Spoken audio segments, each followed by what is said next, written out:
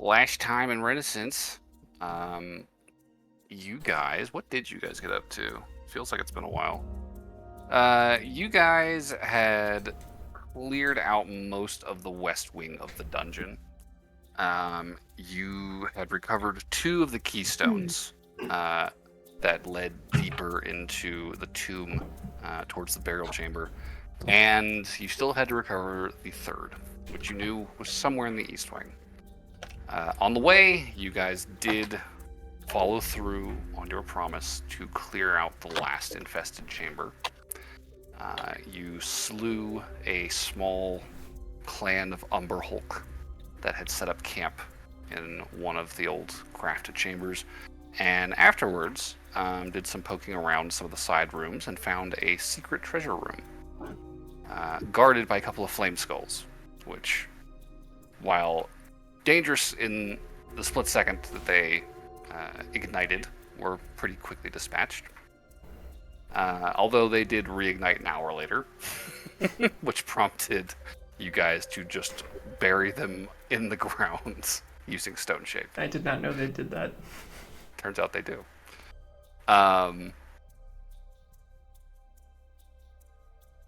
Afterwards, you guys reunited with Professor Hoosier and Jade. You got the rest of their party, Yoan and Leon, back to them safe and sound, relatively speaking, and proceeded to start exploring the East Wing. And what you found there, in what seemed to be an embalming chamber, was a lone kobold necromancer named Knight. And with some very very high deception rolls, Noelle was able to engage this erstwhile kobold in conversation, while Kiki slipped around the perimeter of the room and snagged the 3rd keystone, which she saw laying on a countertop at the far end of the chamber. After wrapping up that conversation, you guys said your goodbyes and left the chamber, leaving good old Knight to continue the slow, painstaking process of reanimating the dead servitors of this tomb. So, we are picking up, it is about noon today. You guys have been awake for a few hours now. You've gotten some work done. It is the 48th of Cairn. Are there any questions before we get back to it? You have all the keystones, so all that's really left is the burial chamber. And a nap. And a nap, if you want a nap. Yeah, I need a nap. I have so few spells. So we Did you need to take use a all long of your rest spells today? I mean, maybe not. over the past like 4 I- sessions. Yeah. You guys, didn't you take a long rest a couple sessions ago? I don't think so. Yeah, we took one long rest. Oh, Yeah, but then before there you was- guys went and dealt with there's, the There's the bug fight between. Yeah. And I remember for X number of sessions ago, we've had this discussion, and my deities were like, "Yeah, you want to be prepared for this. I don't want to go in anything missing That's fair. if we're gonna go in at all." Yeah, I have all my low-level slots, but I'm missing basically all my most powerful stuff, so... You'll be fine. I'm not in final boss ready mode, unfortunately. Okay. Well, you are all assembled in the central chamber, the main annex of the tomb. Okay. Professor Hoosier and Jade and Leon and Yoan are all there. Feel like I'd probably be inclined to ask Leon and Yoan and Hoosier whether they intend to stick around. We may be here till tomorrow morning. I don't know if we're fully ready to take on whatever lies beyond that final gate. Well, I'd be lying if I said that I wasn't extremely curious to see what lies inside. I mean, that's the tomb, I would imagine, unless there's much more to this place. But if you're planning to take your leave tomorrow, I suppose I, at the very least, owe you my thanks for saving my group. You really did me a real solid. Although I know it wasn't for me, really, that you came by. But I thank you nonetheless. And Professor Hoosier has been sort of continuing to inspect the murals in this room. She has been a little trepidatious about venturing into that main chamber without the rest of the group, but now that they're in her company, you know, she's kind of spent some time in there now, kind of inspecting those images as well. Right. Well, we're just glad that we were able to get most of your troop recovered safely. Oh, Shang. How well? Have you learned anything new in the few hours we've been away? Well, about what maybe to expect beyond the chamber? Let me see here. She does a quick kind of like skim through her notes. Well, there are 6 images in total. I don't suppose you saw any more imagery in any of the adjacent chambers, did you? And you would not have. It's been much plainer stonework. Okay. Okay, Or good. some, I was about to say I'm not sure. I explosion. didn't check my I eyeballs. don't know. No, I don't believe so. Yeah. Well, so just the 6 then. You are. Well, I mean, you're looking at the tomb of Mezaxes III. Right. Last descendant of the Tharagakir, dynastic clade of the lower kingdom. Does not sound like things were going terribly well for them at the time of his death. Kind of gestures to the northwest mural, which depicts that image of Dathadar that you recognized, sort of beset by flying ships bearing humanoids wielding spears, kind of locked in combat with numerous flying dragons overhead. It seems they were beset on all sides by enemies of a sort. They had this invasive civilization descending from the stars, it seems, attacking them. In the west and in the east, she gestures to the southeast corner of the room, or wall of the room. Significant natural disaster of a sort, this red star, which I have some conjecture as to the nature of this thing. Seem to have shattered the lower kingdom heartland, which scattered and laid to waste what was left of their people there. I can't imagine this Mezaxes was in great spirits by the time he died. But Out of,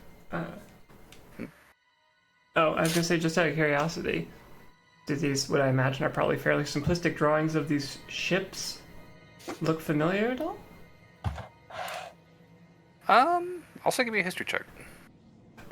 Just given that, you know, we were in a flying interdimensional ship once. With a bunch of hippos. Indeed. History. No, it's a pretty good roll. 19 total. 19 total. Okay. I would say drawings are. I hesitate to say simple. They're large, and there is, you know, a decent amount of detail in the line work that composes these images. But they do seem to have been sort of carved as if by claw or a very large chisel.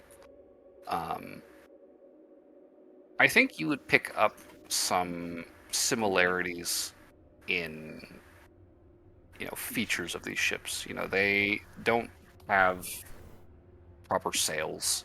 They seem to have a very, very large, elevated aft castle at the rear of the ship. What looks like gun emplacements along the deck and kind of protruding from the hull.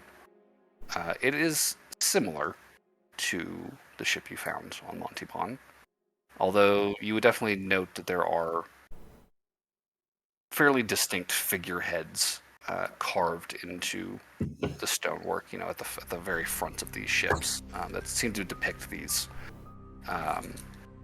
either bearded warriors brandishing weapons or some manner of fierce beasts, lion-like manes and snapping jaws.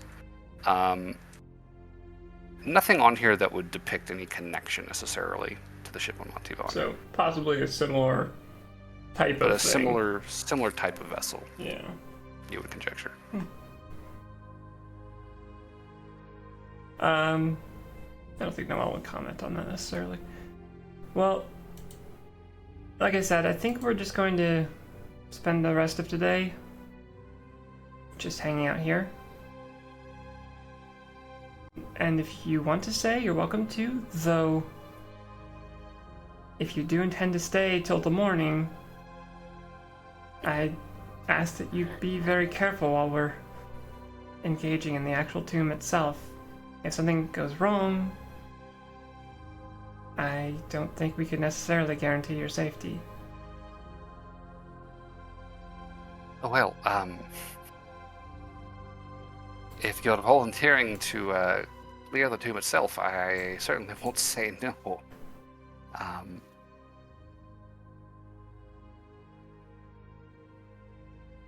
must confess, I am curious what attracts you so to this place. I mean, I know you came here for Jade, and again, I am grateful. But I mean, do you have much interest in the history of the dragons? Oh, truthfully, I think our motivations are straddling the line between altruistic and selfish here. It's less about the information or the religious context of these creatures, and really more about the fact that we just need resources at this point. I'm sure you're at least passingly familiar with the rumors of the Leviathan and the cult and all of that. I've heard my stories about this brewing conflict, although, truth be told, I've been fairly insulated from it with my work. I'm sure Is you've it, seen the red light. Yes. And you see her eyes just kind of drawn to that southwest corner of the room. Well, it's looking like the Lost Emeralds are going to have a role to play when that comes to a head. And we're trying to be efficient with our time and acquire all we can to help us on that mission. And if there's things in this tomb, be it money or magic, that can aid us, we can't afford to turn that away. Hoosier has a very kind of thoughtful look on her face as she listens. You see her kind of subtly nodding along, and she takes a deep breath and she says, I suppose it's an unavoidable pitfall in your line of work. She kind of looks back around the tomb. This is a truly magnificent find. It really is. And I would be neglecting my duties as a scholar first and foremost, if I did not at least slightly admonish you for your stated intent. But I spent my youth working in the clans. I understand the need for salvage as good as the next person, especially in a time of need like this. I wouldn't begrudge you whatever advantages you can find down here, although I would warn you to be careful. This is certainly a place of power, and one greater than most that I've seen, at least. Supposing we survive all this, at the very least, if I could get sketches, an inspection of whatever it is you intend to take with you for this common fight, I would appreciate a look at least. I just want money. Well, that keeps things simple. Your second half of your fee will be yours in due order as soon as we're done here, Kiki. As will all of yours. She'll kind of turn to the rest of her group. They just kind of nod along. Both, like, Leon and Yoan are both just kind of like, yeah, like, y'all do whatever y'all want to do down here. We are just...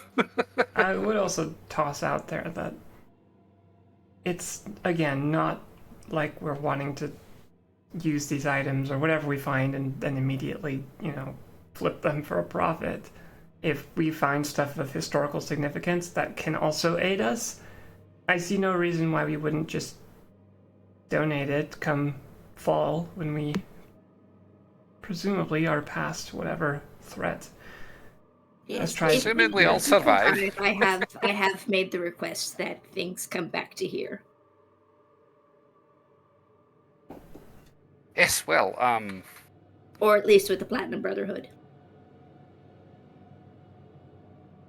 if I might offer an alternative, Belleguate Academy does maintain a well-curated and public collection of artifacts that we have recovered from tombs like this. I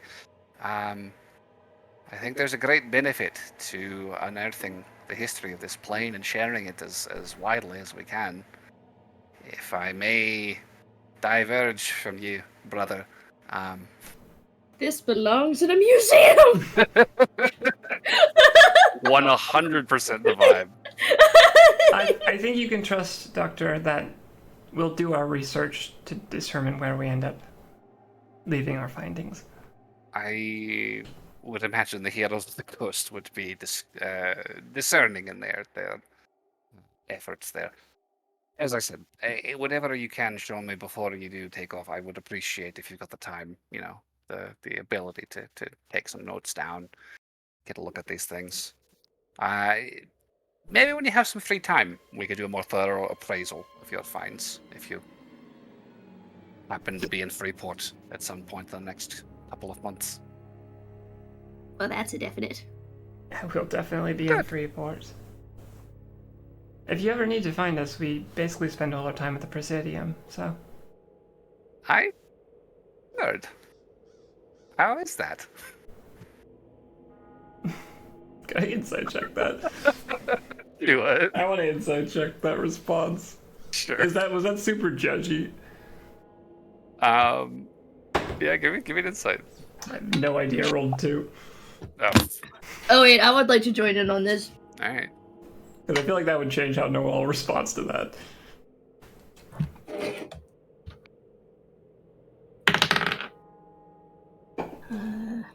Uh-oh. I'm putting my foot on my desk. I lost my mouse. That's an important part of the computer. What? No. We don't need those. Yeah, overrated. Only keyboard only. 17. 17. Okay. I mean, her tone definitely struck you as polite and inquisitive, and Actually, you know what? Let me get Kiki in on this shit. She got A a plus little 12 to uneasy. insight. A little what? Sorry? a little uneasy. 15 plus 12. I think this is the first time you guys have broached the subject of the Gatewatch with her. Probably. It's just, yeah. My God, I'm pretty sure I know what that number is, but I feel like I'm being dumb. 27. Yeah, thank you. 27 from Kiki. 27.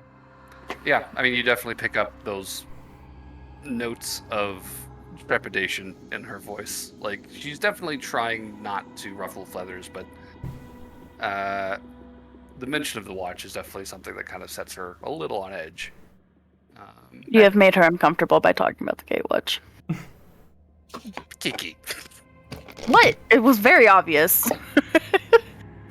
I was attempting to be polite. I didn't say anything. I just, it's the watch. You know, The I mean, Gatewatch has been tremendously helpful and accommodating for everything we've done. So if you hear I of have heard. our exploits, you have them to thank as well. I have heard. You know, I mean, forgive me. It's just the stories one hears over the years. They paint a picture of very closed off, secretive, and somewhat concerning little group in that ruin. Insight check. I have a hunch that drastically more favorable stories are going to be on their way. I did see they were mentioned in the paper regarding the incident in Montebon, which you were all party to, which admittedly was a curious sight.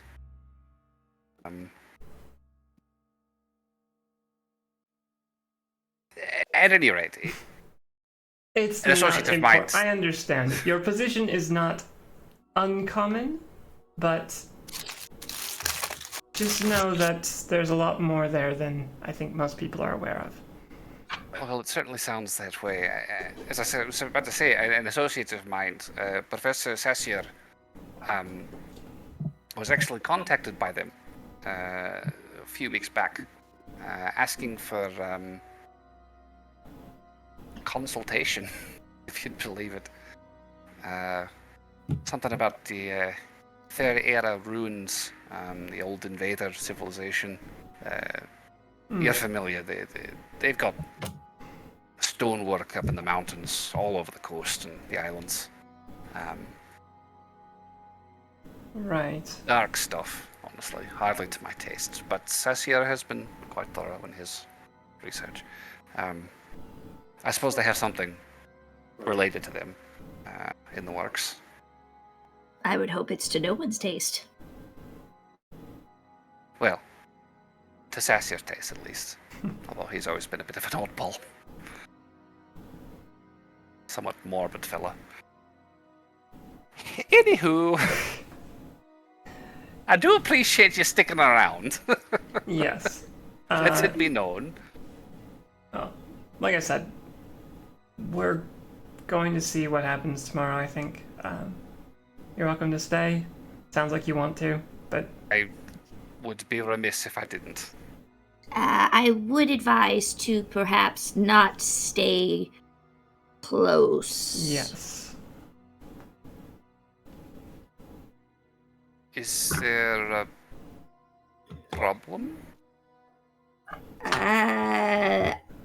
From my understanding, what's behind that.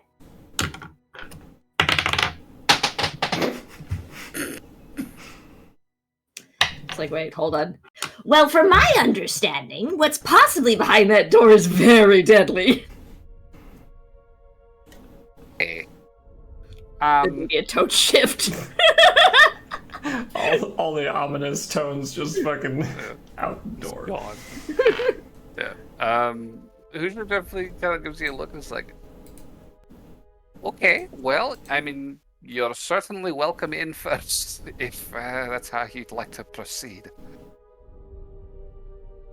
I'd encourage you to unawares. allow us to clear it before you approach. Again, just to be safe, we have come across some pretty intense threats down here. Nothing outside of our capability, but you never know, especially when you're dealing with magic as ancient and powerful as whatever that barrier is.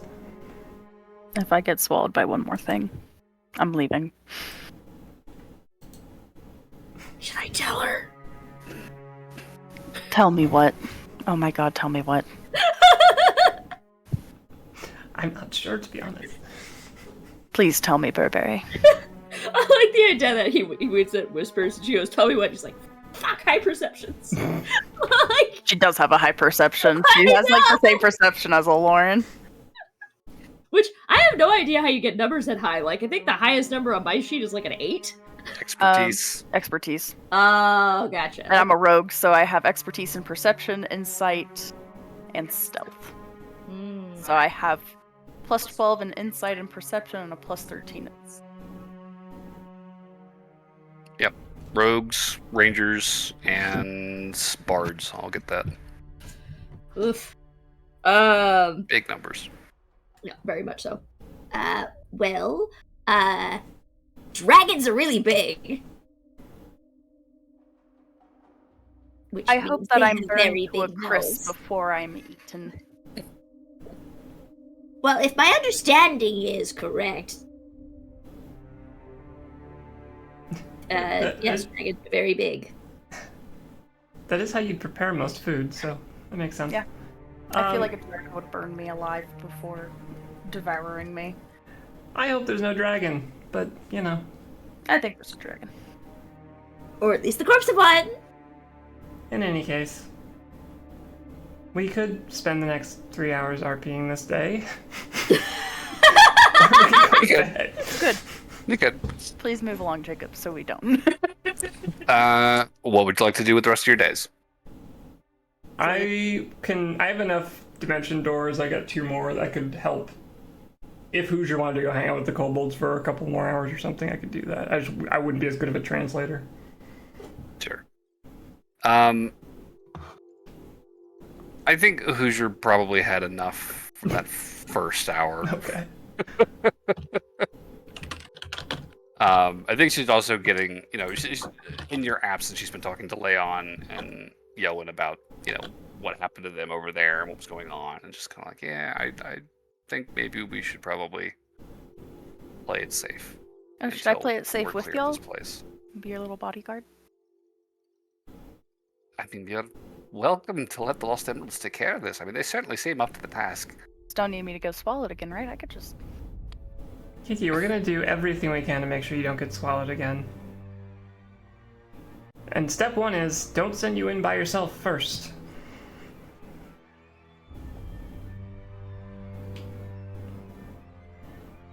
Hi. Is it possible to cast Stone Shape as ritual?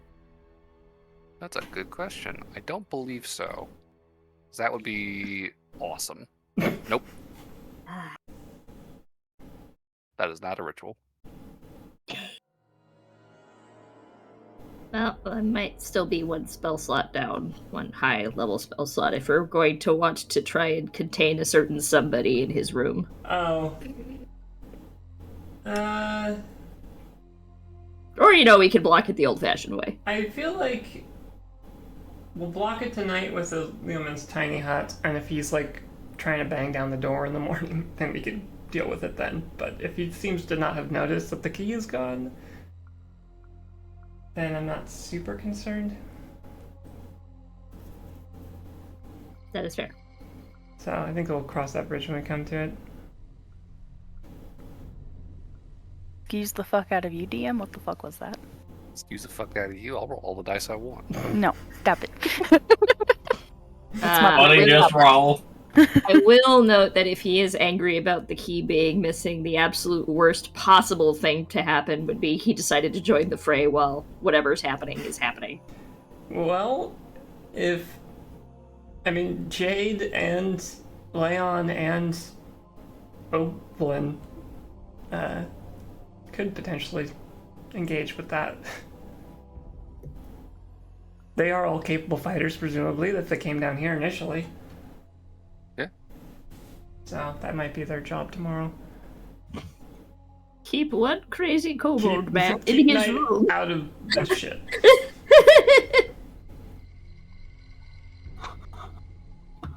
Okay.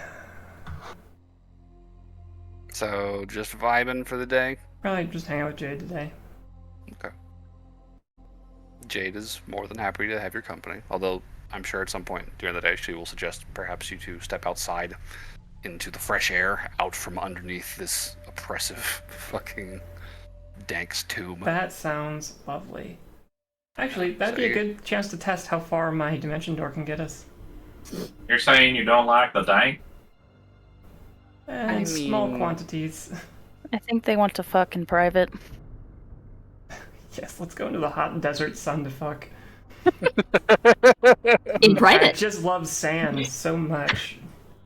In everything. Where? It's coarse and rough. Dimension door. Yeah, I'd be curious to know how far that gets us out toward the exit of the tomb. Since it was a walk. If it gets us the full way, I probably wouldn't go much further than the exit.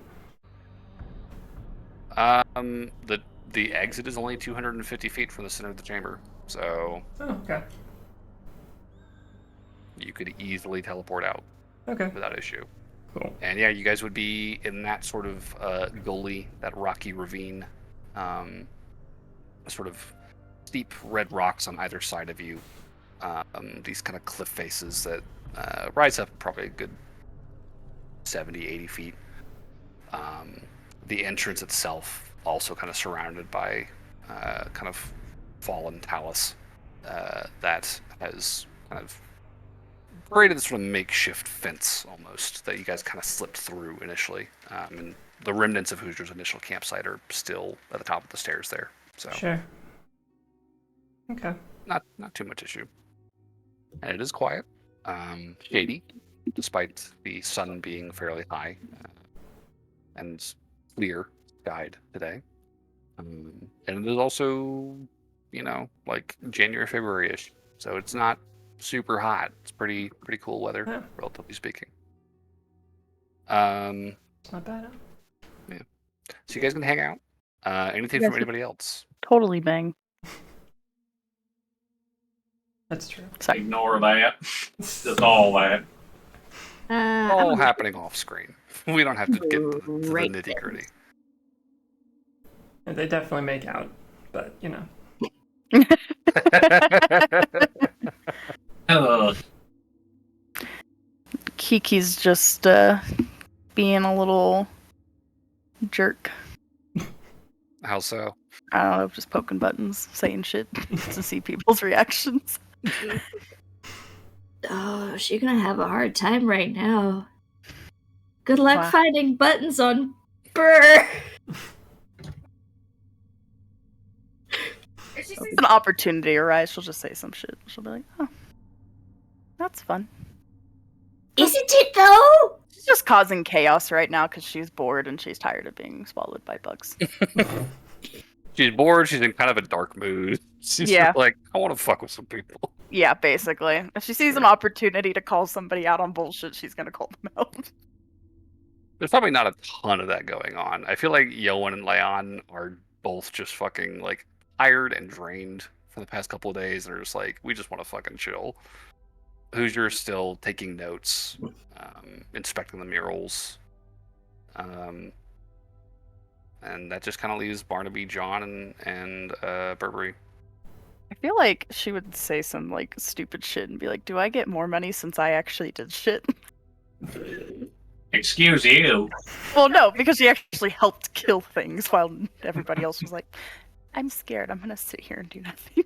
Well, it depends entirely on if you think you're owed compensation for being saved twice. Yeah, especially. Burberry's talking shit now. Burr is talking shit. Does John get more compensation for saving people? Fine, you guys can have fun alone. Oh shit. Salty. Oh, but you'll miss out on so much treasure that way. I'm getting paid either way. Sorry, Sometimes. guys. I'm not that apologizing out of helpful. character. I'm sorry. I feel like she's like, well, if I'm clearly not that helpful, then Oh, it No was point in super me going in there. distracting. Hmm? It was super distracting. I mean, it could have been any one of us. now it can be you. Yay! Yay! I love seeing things from the inside.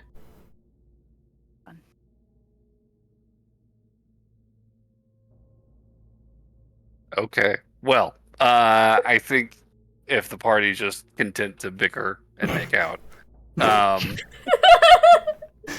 Simultaneously. the I'm day sitting will back. probably pass fairly quietly. And come nightfall, you guys can set up camp wherever you will and begin a long rest. So, what's the plan for long rests? I think I'm going to set up Lehman's tiny hut right in front of the doors that lead to Knight's Chamber, so that they cannot be opened or passed. Okay. Are you just going to sneak up to that door and... Boom. Presumably, I guess. Alright. I'll say give me stealth checks, guys.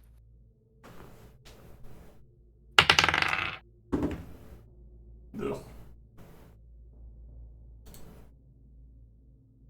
Terrible. 11. 19. I guess it makes sense. Well, Hey! Did better than me, Barnaby. just barely. Advantage. 28.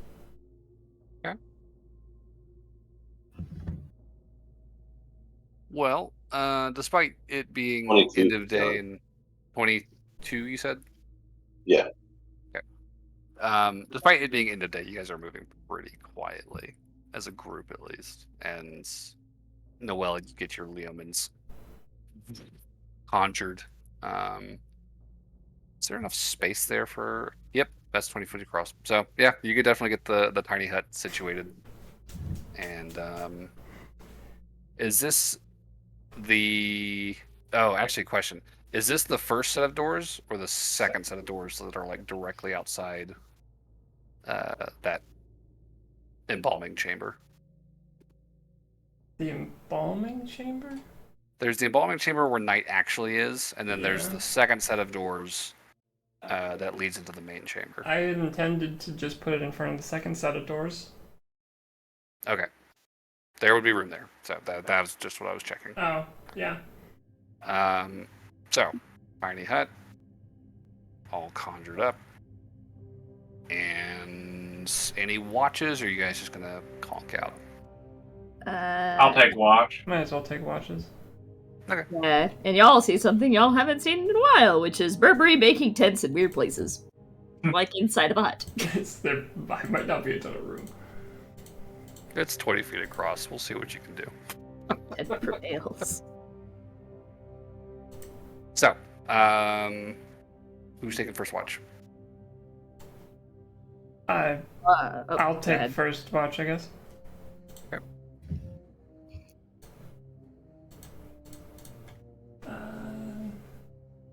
Oh my god. Not good. That's a 9. So far, my rolls this session have been 2 and 2. You're gonna be fine. Okay. I would say first few hours of the night will pass quietly Okay. in this dank old tomb. Who's next? I'll wake up Barnaby, since you offered initially. I can deal with it. What you get? I got a 14. Okay. Barnaby, your watch will also pass without incident. And after a few hours, you rouse the next person for their watch. All right. I'll go.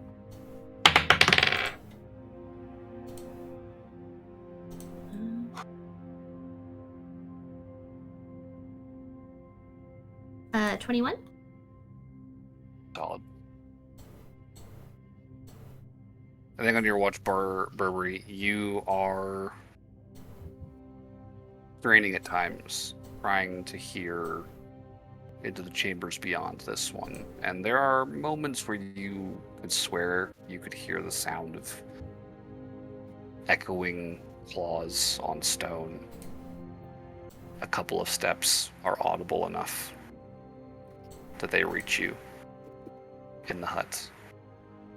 But beyond that, your watch will pass quietly. Is everybody in the hut, or are people like outside? I think the party is in the hut. I mean, think I would have Hoosier invited and the the rest others. if they wanted, but you know, I think Hoosier probably would have headed back out to her base camp just to get some fresh air. oh, okay. Did Yoan and Leon go with her? Yeah. Okay. So it's the Lost Emeralds plus Jade in the hut. Yep. And Kiki. She's an Kiki's not in the hut. honorary Lost Emerald. Nope. Yeah, Kiki's- but she's mad. She's Kiki's mad. so She ain't in the hut. Burberry, what did you say to her? She But seems so you angry. You played stupid games! You got stupid prizes! She ain't in there. Alright, final watch. Jade? Sure. I mean, it's up to Burberry technically, but whatever. Oh well, like honestly, I Burberry would wake up John just because that's the. Alright. John, perception check for the final set of the watch. Actually, Jade would probably be awake because she's an elf or half elf. Actually, do half elves have the sleeping Half elves do thing? not trace. Okay. They sleep. Then never mind. Plus, y'all look so cute, all pumped up together in each Probably. other's arms. Maybe 22. 22. Okay. Yeah, John, you two would also hear the occasional sound of footsteps echoing in the other chamber, but they're few and far between. Never moving with much urgency. They kind of sound like they're meandering. And before long, there is a faint bit of light kind of shining down from the entryway, just barely visible in this chamber as the sun begins to rise above ground. The night has passed without incident, and you will have all completed a short rest. Long Long rest. rest. A long rest. That's what they're called. We also completed a short rest at some point in there, but you know. Okay. Rise and shine. Wakey, wakey. I believe I owe someone an apology. Yeah, what happened with Kiki? She seemed kind of upset yesterday. Well, she was making a crack at how she might get paid more because she did more than the rest of us, and She wasn't talking about the Lost Emerald. She was talking about Leon and everybody else. I did not know that. I thought you were talking about everybody. No, she was I could've talking about heard like either the rest way. of the group, like not the Lost Emerald, because she was actually contributing there. Okay, yeah, no, Yeah. I wouldn't have made that comment because I legitimately thought you were talking in our direction. No, that was not even remotely close to the Lost Emerald's direction. Can we retcon that? Because Alright. I'm sorry. Kiki's not butthurt. She's sleeping in the dome. It's fine. I'm sorry. That's legitimately what I thought you were saying. I had a hunch that she was talking about Dr. Hoosier's group because they kind of have just been sitting around doing nothing. That's my I bad. thought she was aiming that at us as well, so. Yeah, I could see it both ways. Okay. Well, are Hoosier and Leon and Yoan rejoining this morning at some point? They will rejoin your group pretty shortly after you guys wake up, once the sun's up, and you guys can regroup in the central chamber. Okay. Alright. So we, the Lost Emeralds, and honorary Lost Emerald Kiki, are going to head to the main chamber. Jade, Yoan, Leon, and Dr. Hoosier, we would like for you to keep at least an eye in this chamber. We got the final key from a kobold named Knight, who has taken up residence over in that side room. I don't think he knows that we took it, but if there's any amount of fantastical, magical dispelling noises or whatever that happen when we put the keys in, he'll probably find out.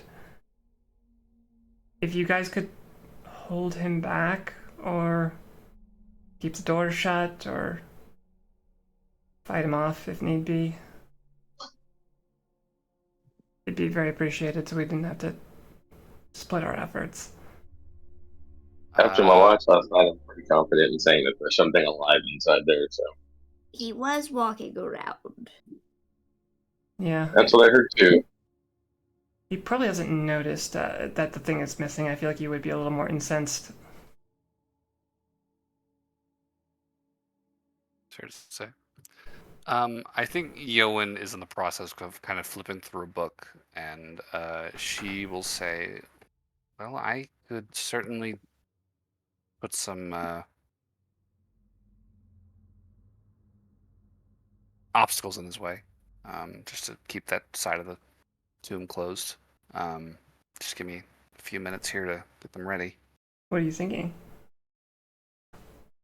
Well, I mean, this is going to be the most I could do, but I could probably seal that doorway with stone, and then set a glyph, maybe something to catch him if he tries to come through. That's perfect.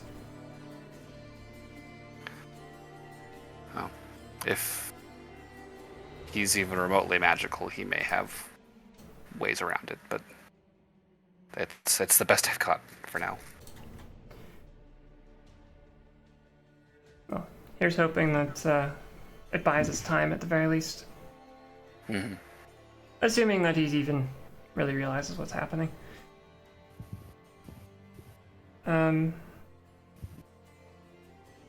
So I guess, yeah, if your group is willing to do that, then I think we'll start. Well, I guess we'll finish breakfast and let you do that, and then we'll head on in. Yoan will prepare and cast the spell Stone Shape.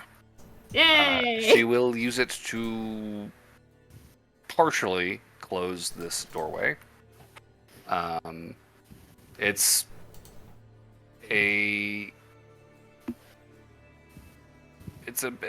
a double door that's about, what is it, probably 10 feet wide, and probably a good 7 or 8 feet tall. Mm-hmm. So, fully covering that space is not going to be fully feasible, but she can get most of it, pretty, Well, and to be pretty fair, blocked off. you don't need to cover the entire 10 feet. You just have to cover the right 5 feet. Yeah. The middle.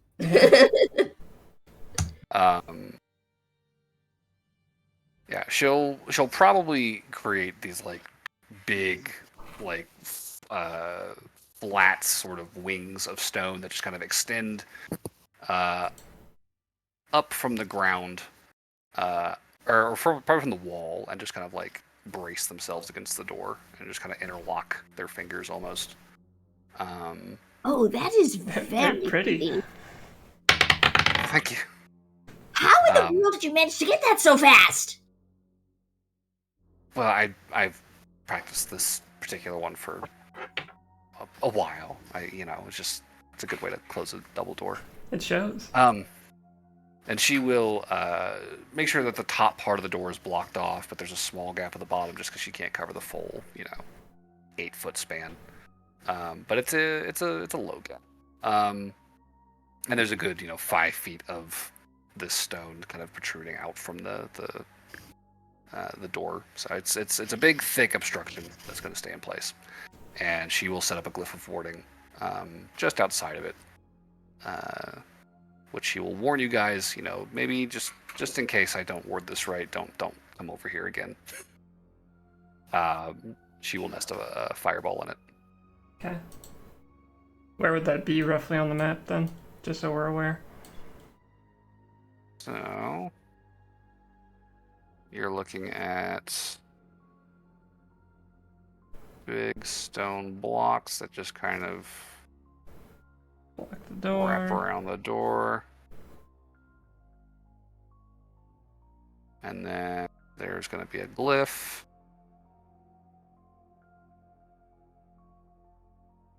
Here. Okay. Good. That's exactly what we need. And that will be her work over the next hour. Okay. Is casting that glyph. So she'll be busy with that. All right. Lost Emeralds ready? Oh, do we have a rallying cry now? Yeah, I was like, wait, what's our no-go? I wish we did, but we really don't. I mean, that could be it. That's so lame. What about Tally Ho? Nice! Tally ho, Lost Emeralds. Oh, that's definitely worse. I take that back. John Charming in the cringes. rustic way. I kind of like it. Oh, you have John's to just say John that for cringes. dating. Let us tally hoes. Come forth. John cringes even I worse. resemble that remark. We all do a I little do bit, not. except for Barnaby. I regret suggesting that at all. Yeah, Noel will give Jed a hug, and I think the Lost Emeralds will head into the main chamber. Good luck. Don't die. Thank you. You too. That's a good rallying cry. Don't die. Don't die. All right. So I'll stepping try. back into the antechamber here. Again, you guys see the circular DS in the sort of the rear of the chamber, surrounded by these 5 humanoid dragon figures. Hey, hot stuff. The walls of this chamber, again, both the east and west wall are adorned with these lengthy murals. One depicting a funeral procession that ends in the burial chamber itself, where a trio of draconic humanoids holds what you recognize to be the keystones in front of what looks like a basin at the foot of the sarcophagus. And on the east wall, there is this extensive mural of an apocalypse of sorts. Draconic skeletons writhing along the base of the image, a large comet falling from the top and striking a broken landmass in the center of the image, setting fire to forests, tumbling towers, upsetting the seas. And behind the comet, up in the skies, a fleet of ships. Okay. The top of the altar, the top of the DS has the altar with the 3 stone depressions that you determined were the resting places of the keystones to get past the giant wall of sort of glimmering crystal that obscures the threshold to the next chamber. All right. Noel's gonna presumably has the keystones in her bag of holding, and one by one take them out and place them in their respective segments. Okay. Oh, question for party members who have that spell store ring. What spells are stored today? I always have 1 dimension door and 1 healing word in mine. Alright, and then I'll probably put a Revivify in it. Well, I think I put a Revivify in it, so I think it'll just stay that. You had a revivify in 1 ring at one point, I remember. So Yeah, I'll go ahead and keep that one active then. Give me 2 seconds to get my spells prepped, because I know we're going into this fight. yeah. Sure. I think Blood will be describing for the next 10 minutes. So. Alright. Yeah, so you set the stones one by one into their respective slots. The will, flesh, and spirit stones. And as each one is lowered into its respective sockets, there is a faint sheen of light that kind of emanates out from that depression underneath it, that kind of like shines up through the crack between the altar and the round stone. And once all 3 stones have been set in place, there is a third flash across all of them concurrently, and you see the crystal wall at the far end of the chamber begin to brighten with an inner light. You see that same kind of fiery shimmer spreading across the inscription that arcs over that passageway. You see the letters in Draconic kind of from left to right beginning to wash over with this fiery flicker. And before long, this entire wall of crystal is engulfed in this slowly undulating, almost like slow burning flame. You can see like tongues of fire kind of very, very lazily kind of wafting back and forth. And kind of cut through it, there are flashes of these brilliant colors of like blue and green and gold. The crystal's completely obscured now by this wall of flame that is just kind of faintly undulating in front of you now. There's a dull crackle that just kind of fills the chamber as it burns. Can we see on the far side of the flame, or is it entirely opaque? It is opaque. I'm gonna go ahead and just do bless on Noelle, Kiki, and John. I think that only lasts for a minute, doesn't it? Yeah, but I figure a minute's enough to try if any traps are accidentally triggered or anything like that. Having the bonus would be nice. Fair. Okay.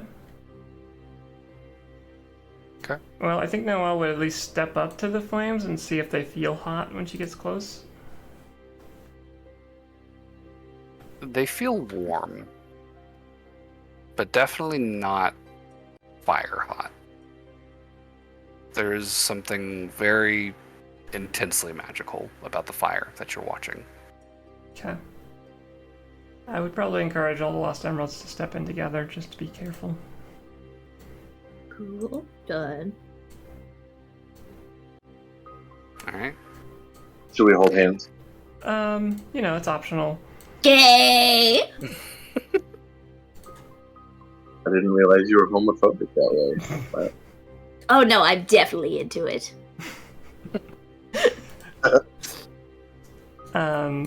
Yeah, we'll step in together. You know, there are entire books written on this. They're like, There are entire books.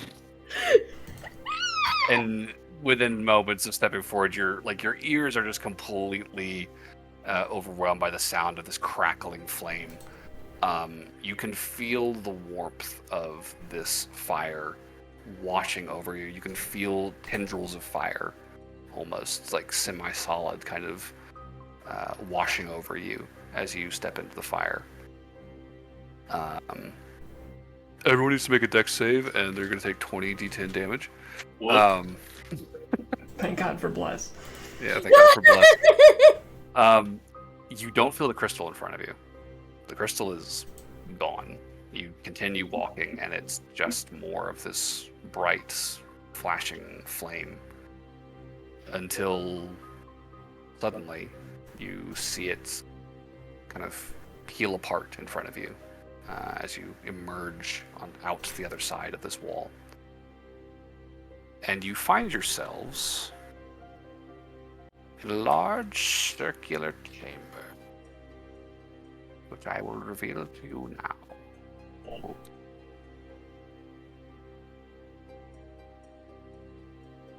Ooh. The first thing that catches your eye is the immense amount of gold Does scattered anybody have across the floor. stream up? Yeah, I'll do it. Strewn across the floor along both the left and right walls, Thank as you. well as in a mound in the center of the chamber. A literal dragon's horde of treasures. There are massive 10-foot by 20-foot casks, massive canopic jars, good 10 feet tall. There are piles of coin, chests of coin, articles of jewelry, both sized to humanoids as well as to much, much larger creatures, partially buried in the various treasures in this chamber. Wow. At the far end of the chamber, sort of flanked by the two larger treasure piles, there is a very large raised stone platform and steps leading up it. And while you can't see the top at this angle, it is a good 20 to 30 feet tall. You can see sort of the silhouette of a snout of claws clasped over the chest. You're pretty confident that there is the sarcophagus of Mezaxes III. How much money you guys want to bet that is going to open up? There's going to be an undead dragon for us to kill. I'd say that'd be a good final defense mechanism for your tomb.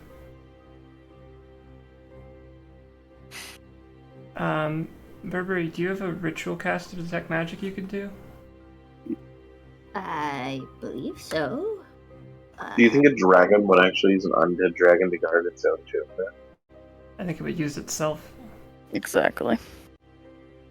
Oh, it make itself un- Well, no, that doesn't. That's fine. I just realized liches exist. I was like, I don't know, I'm really upset that I didn't prep some Speak with Dead, because that would have been awesome.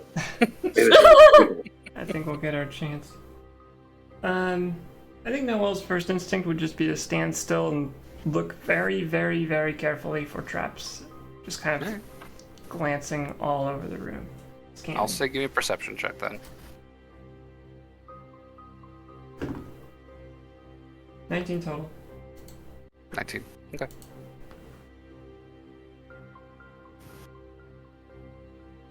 I mean, looking at the floor, strewn with gold coins, you don't see anything that jumps out at you as a pressure plate or a tripwire. Okay. Kind of glancing along the walls, and while there is a massive mural that kind of wraps around the entire span of this wall, you don't see any sockets necessarily for anything to shoot out spikes or darts or anything like that.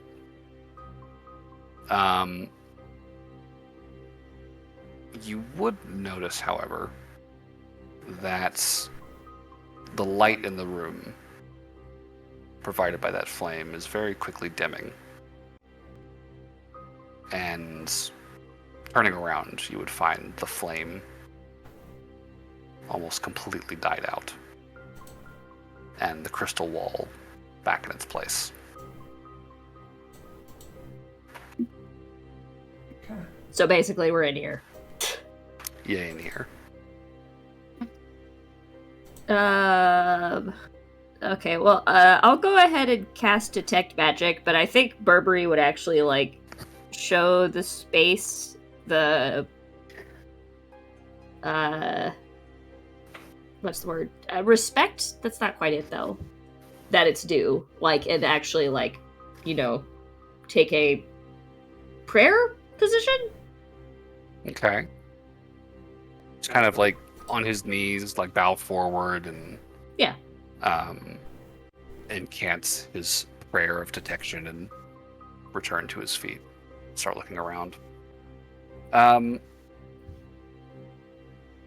the door, I would say you don't detect anything magical, but that is more a facet of the chamber size and the spacing of everything in it than it is a lack of magic, because it is only a 30-foot radius that you can detect in. Uh, So where would you like to go? I think I will walk towards the center dais. I will Okay. join you, just so you're not by yourself. Thanks. Yeah. I really appreciate these moments we have together. Me too. I think Kiki would join. Oh. Kiki would go look at the sarcophagus. Hey, If Chani, you would head towards the sarcophagus. did you do the thing? What thing? My where you- blurry. Yeah. Oh, There you go. Yeah, Um, we'll start heading up toward the sarcophagus. I will say, as you begin approaching the center of the chamber, then, there's definitely some magical stuff in this central pile of treasures. You would see lit up some small items kind of protruding out of the coins. There's like a little wooden case. There's a couple of vials. What looks like a ring. Like a golden ewer. This pouring pitcher with like a dragon's mouth at the spout. There is a very ornate-looking pole arm, kind of jammed headfirst into the gold pile that is lighting up with magic. The blade currently obscured underneath the pile of coin. And in the center of it all, there is a very large golden basin, relatively shallow, that is kind of resting in the midst of all this coinage. That lights up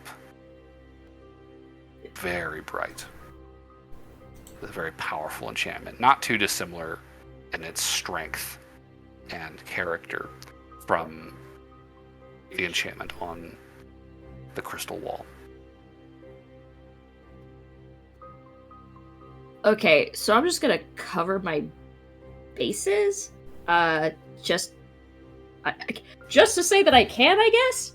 But I will say, so if I get within, is there a spot like for people to pay respects to the corpse?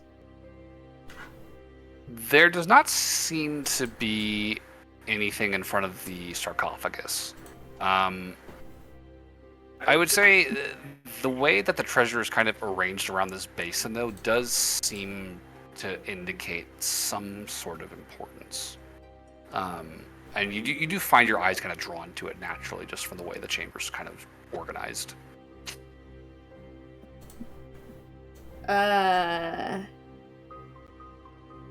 Okay, so I'll walk up to the basin. Okay. And I will say, Lord Mezaxes, we're actually here because there's a giant thing going on where people are God damn it. Hold on. Lord Mezaxes, we would like to request a boon to defend our home against invaders from another plane. One major invader. Because he's like really big and kind of an asshole.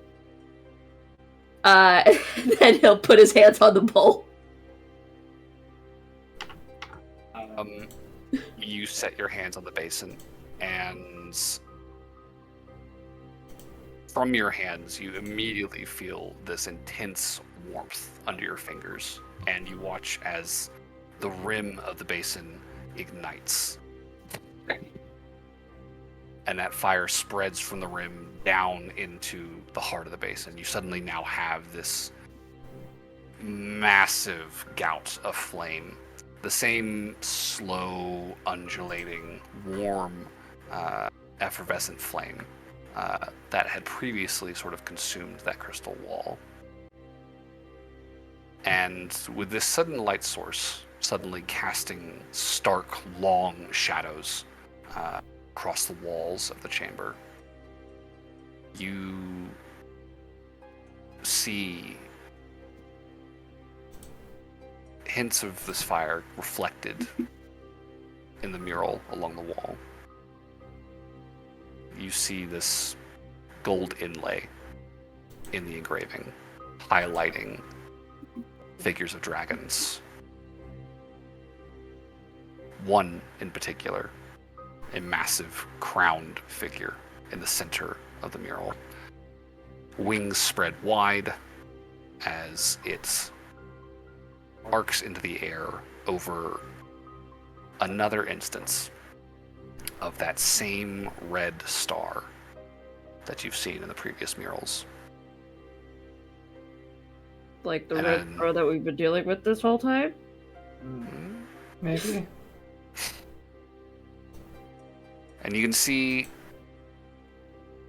at the top of the mural, over the sarcophagus, an engraving of Draconic catching the firelight now, almost glowing of its own accord.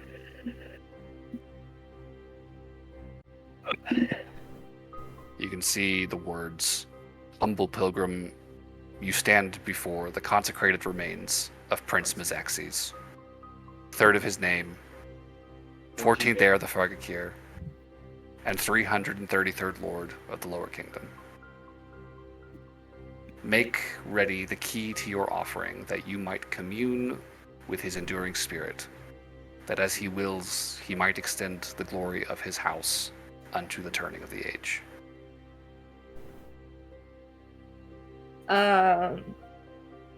With the ones that we've seen so far, what was the? Because they mentioned that in the previous chamber of like the nature of the thing that needs to be. Like the different symbols, or like flesh and stuff. Is that what you're talking about? It might be like because there was the. It said something similar in the last one. Don't But recall. for offering, let's see. You put a squid pop in that bowl. I feel No, like it's an offering. I feel like you see Burr reach into the bag, you just hear. But if Mezaxes rolls a nat 20, you know, we just get a powerful ally. What color is Mezaxes, by the way, just so we know? Oh. I would say give me a nature check, because the dragon figures have never been colored. Oh. But you can kind of tell that there are different types of dragons being illustrated in all these images based on kind of the wings and the horns and such. 11. 11? Alright. He's a dragon. He does not look like a chromatic dragon to you. His horns form more of a crown shape than like a horn shape. the Which way one's the asshole? Chromatics. Yeah, he looks like a He looks like a metallic. metallic. Yeah, that's the word for it.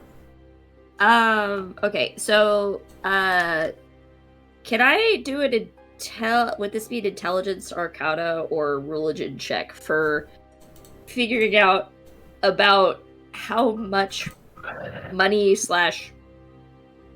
value would be appropriate for this situation? I also just throw out a question too while we're Sure. throwing questions out there. Are we to read that this whatever thing on the wall, these words on the wall, Mhm. they're saying, as far as I recall, something to the effect of, like, let me see your offering so that we may commune? Is that what it says? Yes. So it's not like... It's saying, make ready the key to your offering that you might commune with his enduring spirit. Key to your offering. Okay. I mean, if there is a roll to be made, I would certainly join, because Noel can read as well these words. Sure. I would say religion or history would both be appropriate. Just kind of touching over this I will give semi-religious Burberry historical Bardic image. inspiration for this roll, by the way. Cool. What's that dice? D10 on that for you. This is gonna be scary and it's gonna be fun. Nah, I rolled terrible. That's okay. I got a 19 plus 4 plus 6, so 29. Hell yes. Okay. Burberry, looking over the Draconic on the wall, you definitely seize on the fact that some of these words have been used repeatedly over the course of the past couple of chambers. The word key, specifically, is the same word in Draconic that was used to refer to the keystones. We need another key.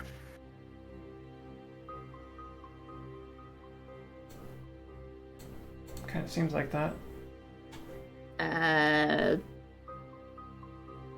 Did I'll say with the 29, as a refresher, you would definitely recall in the previous chamber, the antechamber,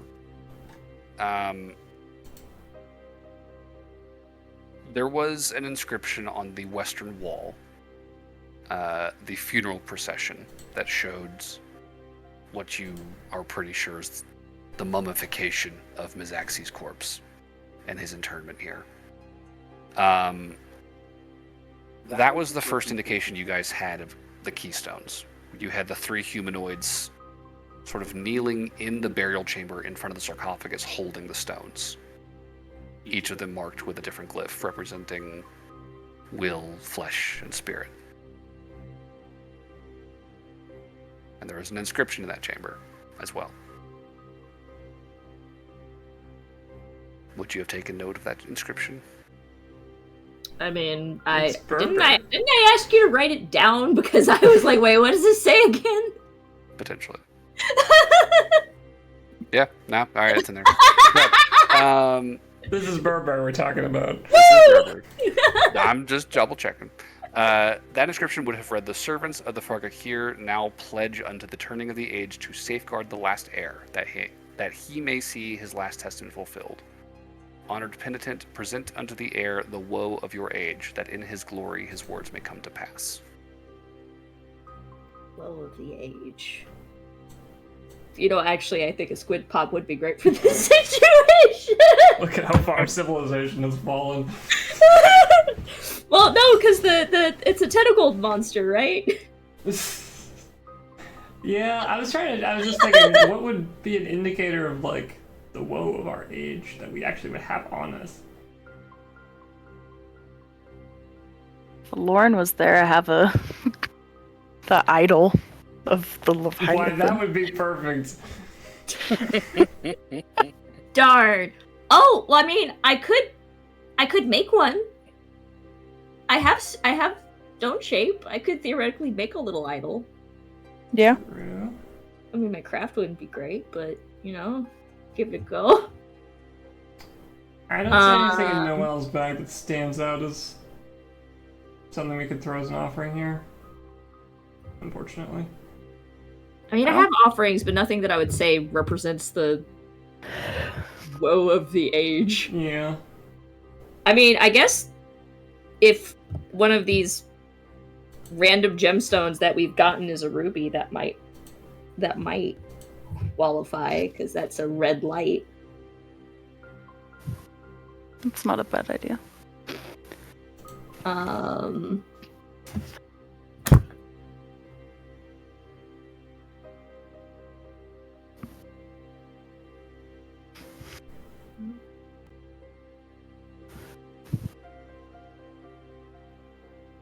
I'm a bit stoned. Could I try and make a little Leviathan? How would you do this? So I have molding clay, so I could use stone shape to make it. Okay. Yeah, I mean, if that's what you want to do. Yeah, I'll give that a go. with stone shape, you. Do you want me to make a check to see how good it is? It's stone shape. I'm not gonna. Oh, I meant for a for check the, on a- for the clay. How could I make the clay for stone shape?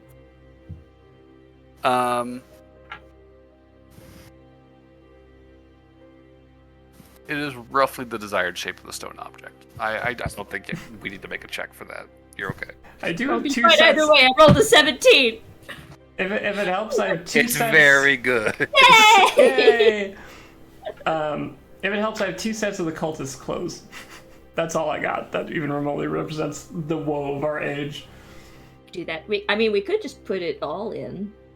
Think Just that up, shotgun it. I mean, yeah, I'd be willing to. I'm gonna go out on a limb here and say that the Mezaxes isn't so particular that it's like, no, it has to have solid craftsmanship. I have to know exactly what this is. Whoever needs to come up and do the thing, he has to be an artist of some kind because it's. These are polyester. So yeah, I'll put in the statuary, the one of the cultist uniforms, as Sure. well as a ruby for the things all adding up, I hope. I will not put in a squid sickle, in spite of myself, literally. So you taking this bundle of items, just kind of tilt them into the basin and watch them kind of slide into the center. And I'll also throw in 100 gemstone or 100 gold worth of gemstones for the actual offering. sure. Because you never answered about what would be appropriate. Well, I think the more telling side of this riddle is what would have jumped out to you looking over everything. These items will slide into the center of the basin, and the fire engulfing them will suddenly begin to churn violently. They will grow very, very bright. And what little of their shadow you can kind of see through the flame is very quickly just kind of into smoke. And this thick, pungent sort of almost incense-like vapor begins to fill the chamber, wafting off of this flame. And as the chamber begins to fill with this thick haze, Burberry, I think you would swear that you could see the silhouette of an enormous hulking figure crouched over the sarcophagus with a long draconic neck, I immediately kneel. crown of horns, Kneeling. and 2 massive wings folded behind it. It's just this shadow, Reverend. kind of That was surrounded what I was by incense. So you take your knee, Because and you know all what? of you would hear the voice. Do we see the thing, or we just watch Burberry take a knee suddenly? I feel like it would take a moment or two for the rest of you to kind of catch this shape in the smoke, and it's indistinct. It's hard to parse. I think Burberry probably has the best angle, the best view, and the most direct connection with it, having made the offering himself. But you can definitely sense a presence in the chamber, and you can roughly make out a very large, intangible shape looming over the sarcophagus. Okay. And you would all hear the voice. This low, raspy, much leaner, accented, draconic, despite its ancient mode, kind of wash over all of you. And despite the foreignness of the tongue, there is a force to the words that demands your comprehension, and you can sort of sense the meaning despite lacking a shared tongue. Who are you that comes before Mezaxes? We're known as the Lost Emeralds, Lord. Or would you prefer your eminence? The shadow doesn't seem to really react to the question. There's a strain to the voice, I think, that you sense. Almost as if this being is struggling to reach you.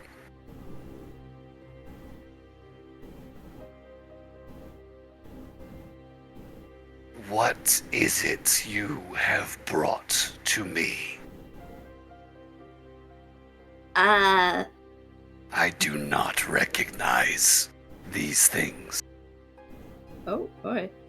A red light has fallen over the land. Basically, there's a cult that's trying to bring back a large, angry, nautical squid leviathan by breaking a hole between the planes.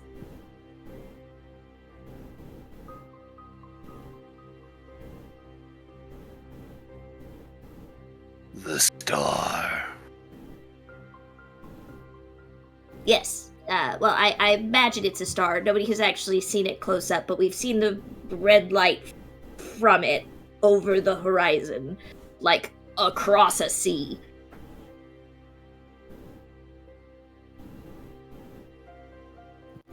What of my people? By his Do people? we yet rule? Does he mean dragons? He does mean dragons.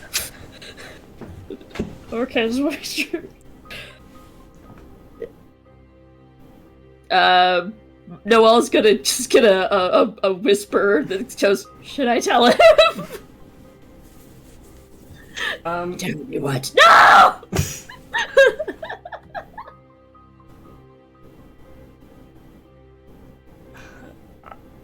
I would probably chime in and say something like,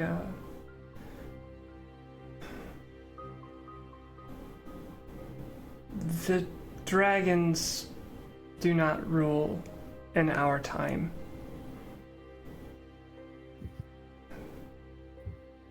The world has been beset by many large threats in the millennia since your kind has passed. But the star remains. It remains a threat. And we are looking for any boon we can find in order to drive it back once again, so that those of us who do remain here can be done with it once and for all. Perhaps in some way, vengeance for all those who fell to it before. I'm so glad you're doing this. You're so much better at this than I am. That's Noel's thing. I There know. is definitely a palpable shift in the air as you speak, Noel, and you can sense an almost sharp intake of breath from this specter. I do think Noelle, when she spoke, she would be doing her absolute best to speak in that sort of old draconic she's had to listen to the kobolds saying. Doing her best to kind of, meet halfway, I guess, in that regard, even though we can understand each other magically, it sounds like, but There does seem to be something very, very intensely magical about this conversation. I have to say that was lovely phrasing. Demands to be understood. A plus. I like that too. That's cool. Hey. Hey, don't kill us, please. I think this figure, this specter of Mezaxes, after a moment, considering your words, will say, if my people fell,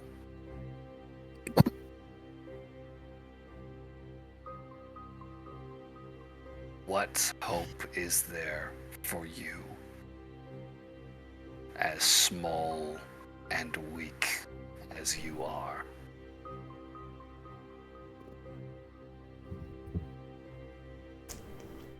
Well, that's not fair. No.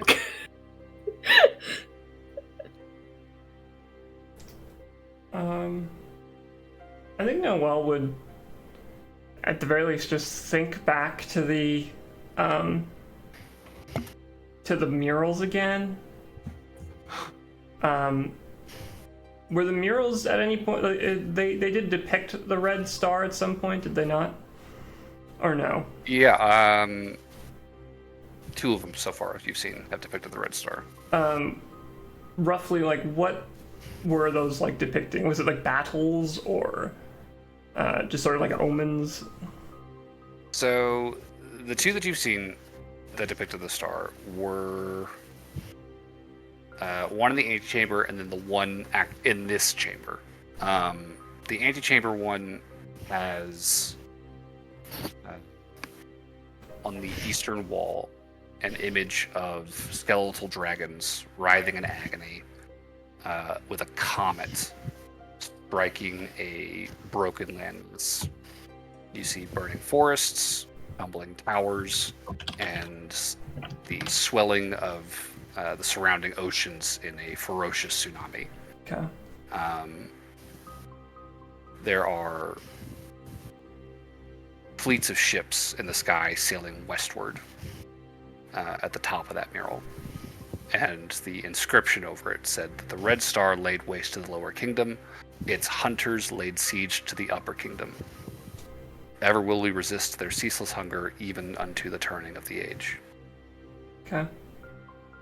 I think Noelle would say, you are correct that our chances are not great.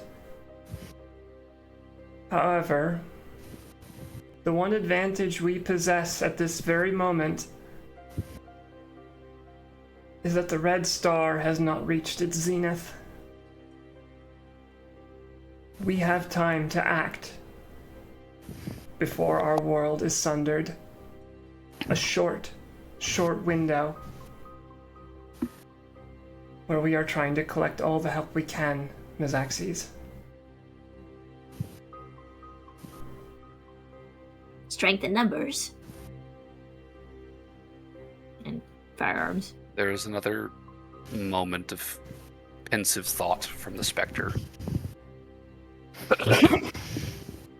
As it takes another deep, steadying breath and rasps out, my aid will do you nothing if you are too weak to wield it.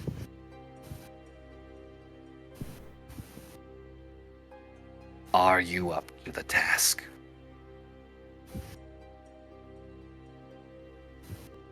Sounds like we're about to do some challenges. Either we succeed, or the plane falls. It doesn't matter if we're up to the task. We'll take it on. Ooh, spicy.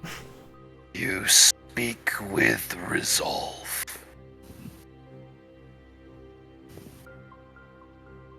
Show me.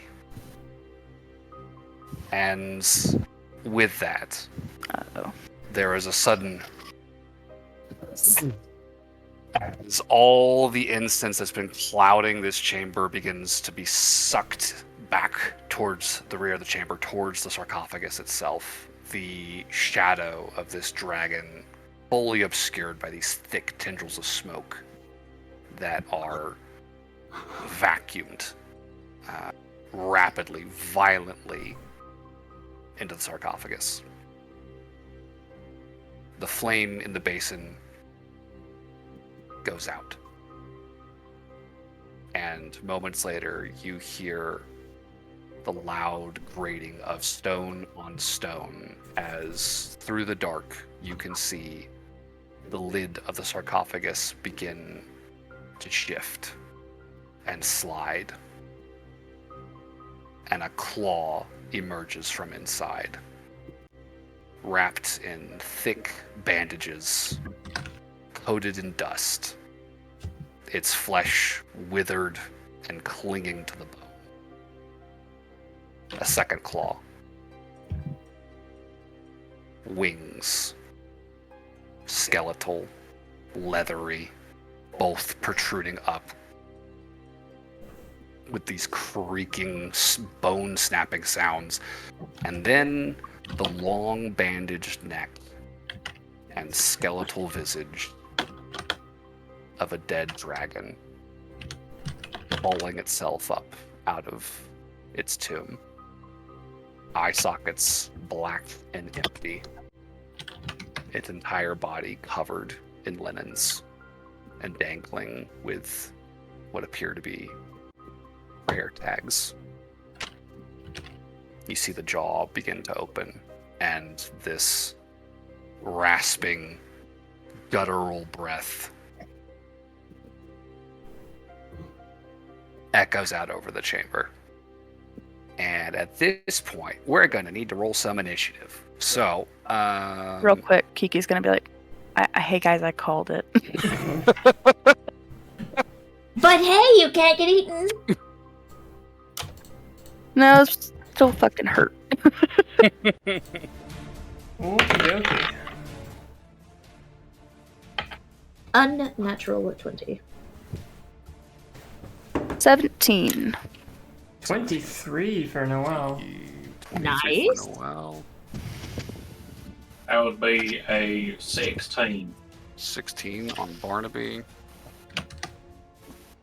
John, what you got for initiative?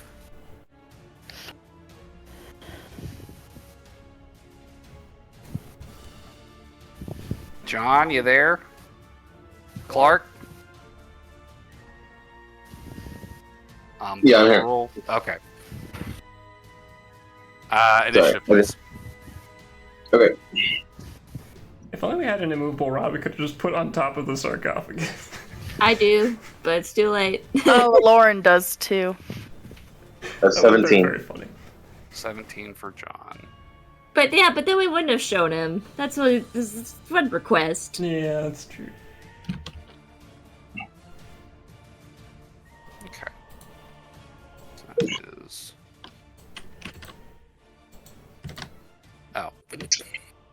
He doesn't get initiative bonuses. Fun. Okay. Well... That is unfortunate for him. Okay. Well, we are in it.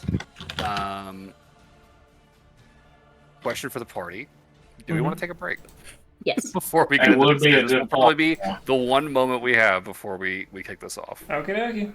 Okay. So if we want to take our break, be back at 9:30. We will see what you do in the face of Mezaxes' challenge. Alright, switch and break.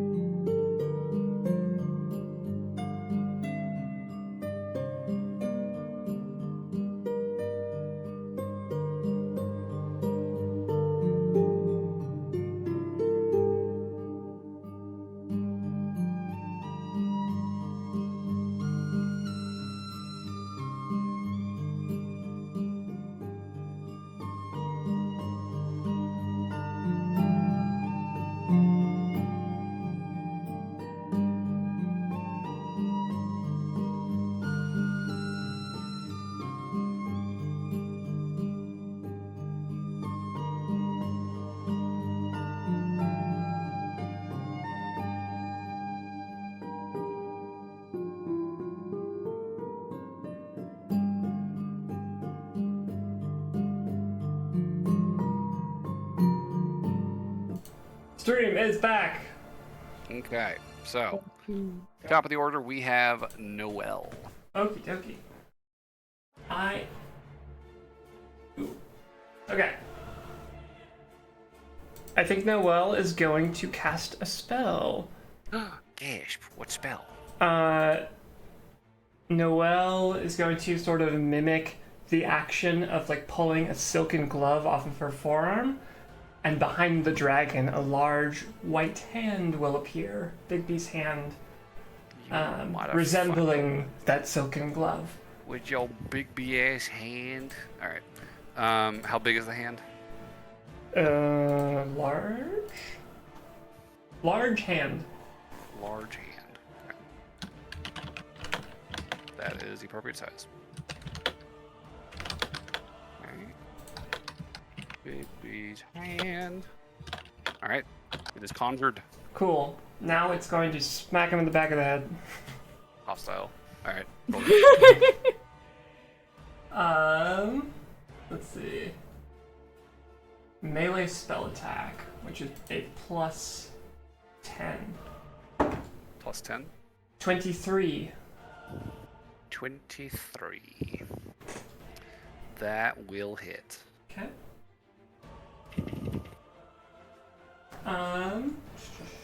So it'll take 4d8 bludgeoning damage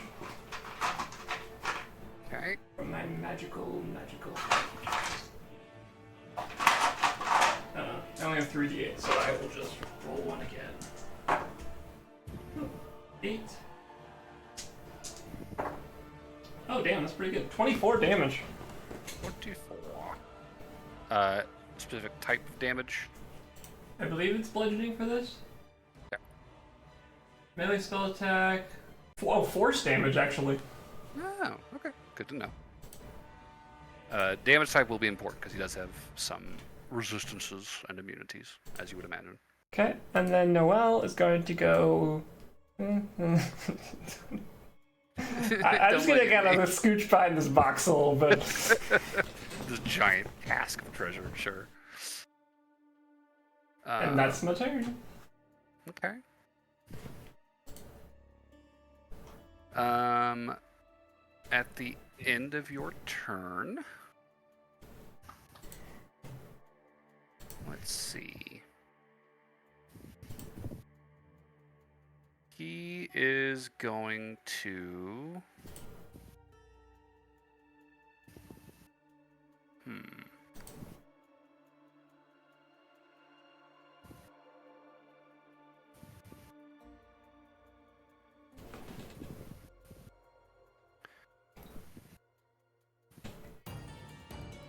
He is going to use one of his legendary actions to make an attack. Okay. Which is going to be his Dreadful Glare. So one creature within 60 feet of him needs to make a Wisdom saving throw, and that creature is going to be... who's closer?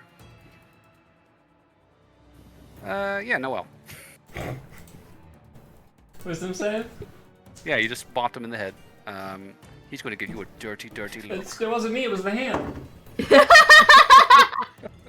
27, motherfucker. 27, you bitch. That's a success. Okay. He just... as he continues to clamber out of the sarcophagus. Top of the order, or not top of the order, but next in order is Burberry. My brain is going, I'm sure I prepped a thing, but I can't find the thing that I was sure I was prepped in because I can't remember what it was.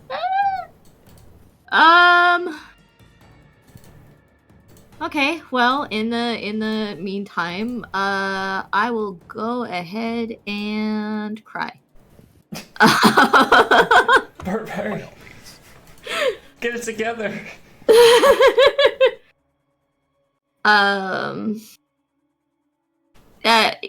Is his turn after mine, or do we have another player character's turn?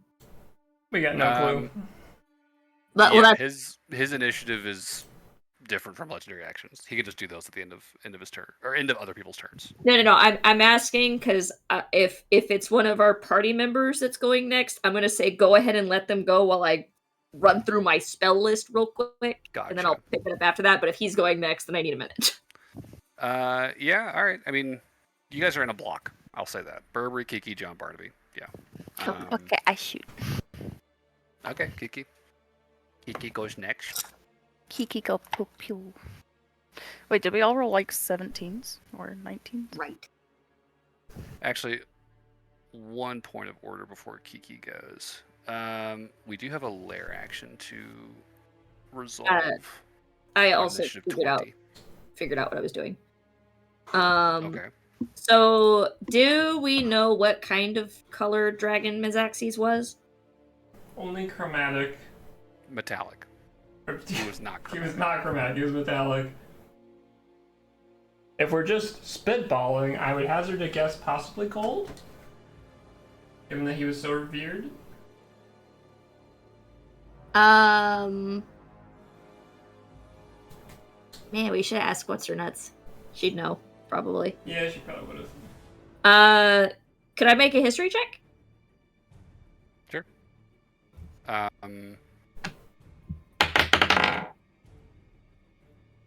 I would say history or nature, because you are now looking at the skeletal mummy of this being. Well, I'm really good at history. And I'm real excited that I rolled a nat 20! Oh, well, wait. There's your answer. So 26. Yeah, the crown of horns around his head indicates to you this is a bronze dragon. With the remains of one. And what do those breathe? Lightning. Alright, so I'm gonna move to like here. Is this a 30? Oh, it's a touch spell. I guess I'll just give it to. You know what? We'll poke Noelle since she seems to have gained his ire for a minute. And I will cast protection from energy. Protection from energy. Okay. And I'll do lightning. Okay.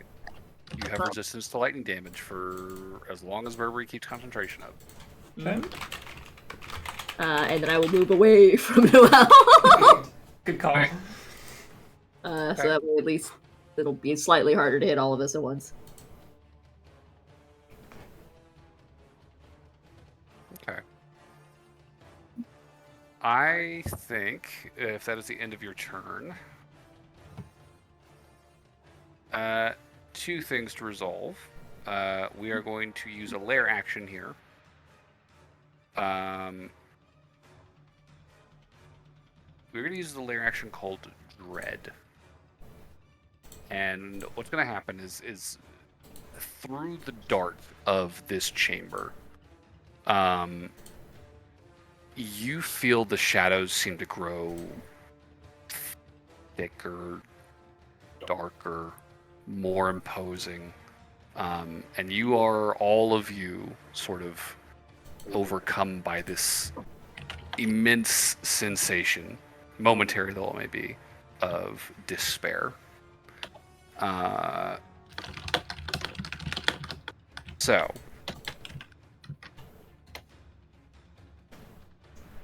do I need to reveal what this does immediately, or just when it comes into effect?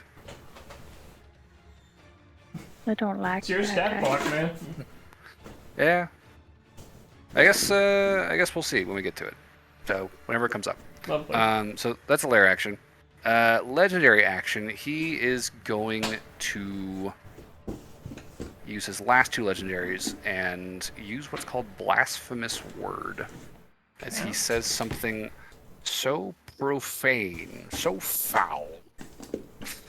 The biggest form of the F-bomb. Dear gods. Each non-undead creature within... Oh, that's a 10-foot? Oh, no, never mind. He's not using that. We'll save blasphemous word. Good to know. He'll cuss at you later. He will instead use another Dreadful Glare. This time he will use it on John, we'll say. John looks like a big boy. John, could you give me a wisdom saving throw? Oh, Jesus Christ. At least it wasn't intelligence. That's an 11.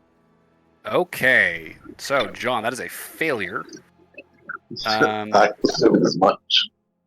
You are currently frightened of the dragon. You must succeed on a DC 17 wisdom save against the dragon or become frightened until the end of his next turn. That was an 11 total, you said? Yeah. 11. Oh, sweet. If the target fails by 5 or more, it is also paralyzed for the duration. Oh, God. So until the end of Mezaxes' next turn, you are currently frightened and paralyzed. Great. Alright. Alright. That's his legendary action. Next in the order, Kiki. I thought about doing Aura of Purity, but no. I'm going to go to the opposite side of Noelle and go hide behind some treasure. Okay. 1, 2, 3, 4, 5. Just Go. dive Just bomb dive- it. just- Yeah, I just dive into the treasure because he doesn't want to hurt his Scrooge treasure. McDucket. Don't touch the treasure. So I'll say this. Jumping into it, that'll be your last bit of movement. Walking through treasure, however, will count as difficult terrain. This is piles of slick coins. Dope. What are you doing? I'm gonna attack. All right, he is 45 feet away. And he has not taken his turn yet? He has not taken his turn yet. He's been taking legendary actions. Okay. And these are all gonna be with the sharpshooter. Yep. So the first hit is 17 plus 7. That will hit. Okay.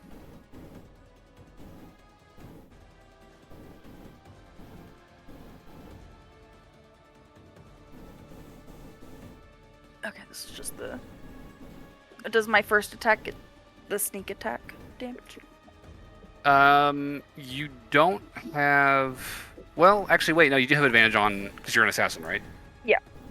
So yeah, you would have your sneak attack damage on it. Because you have advantage on creatures that have not taken a turn yet. Okay.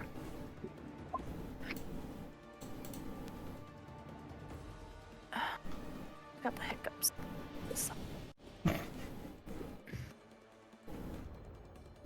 So then I'm gonna roll my sneak attack on this one. Mm.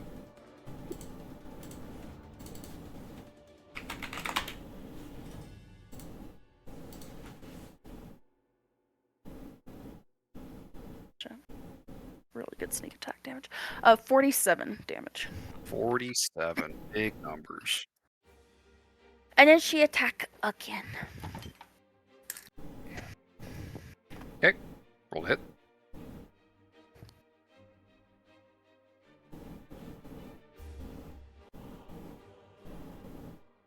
Does a 20 hit?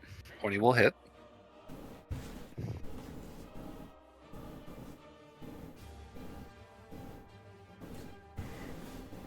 Okay. 34 damage. 34. And this next one will be the extra attack that I get on the first round of combat that deals an additional D8.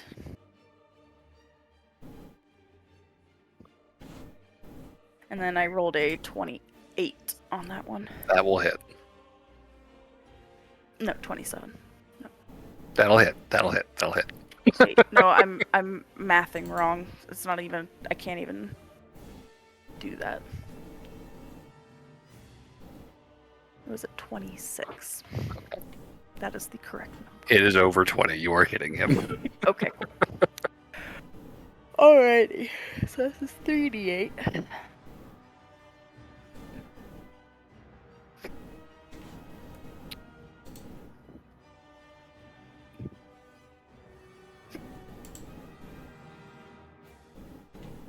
$36 damage. 36 damage.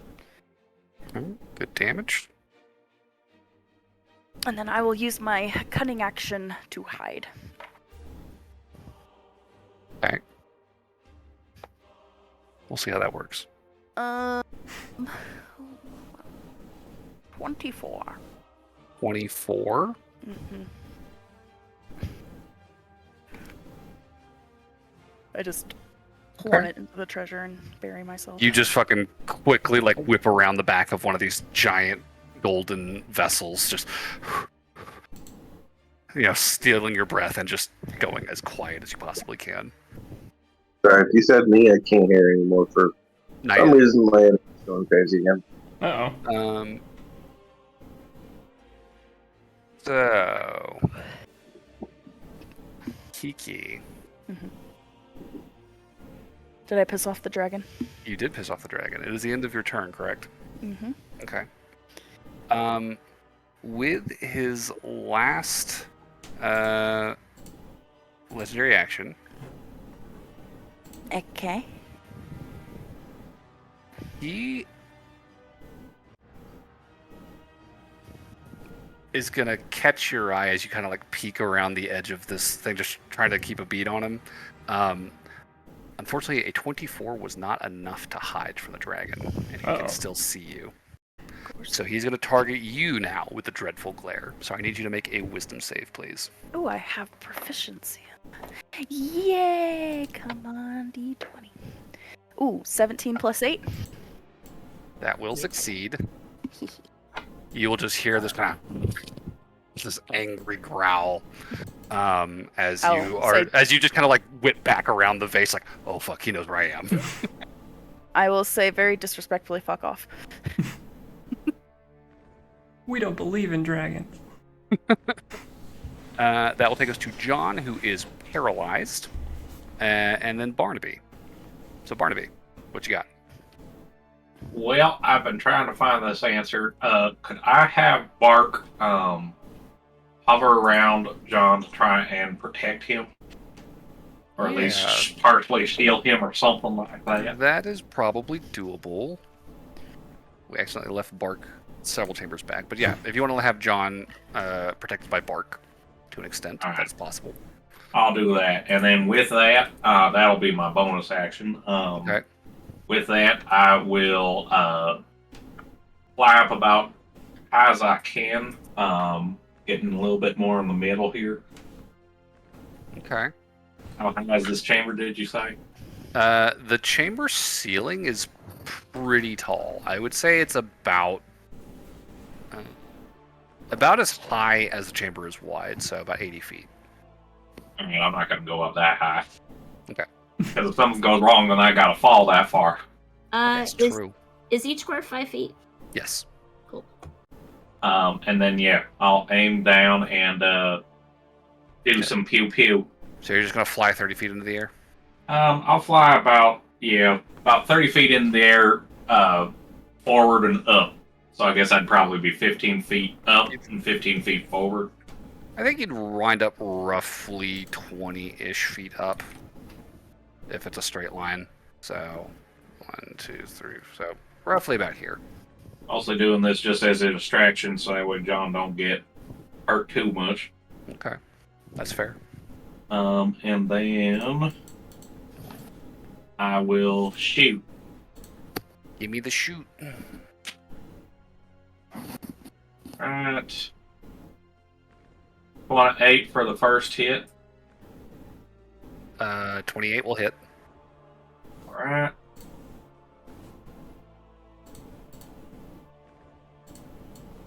That is going to be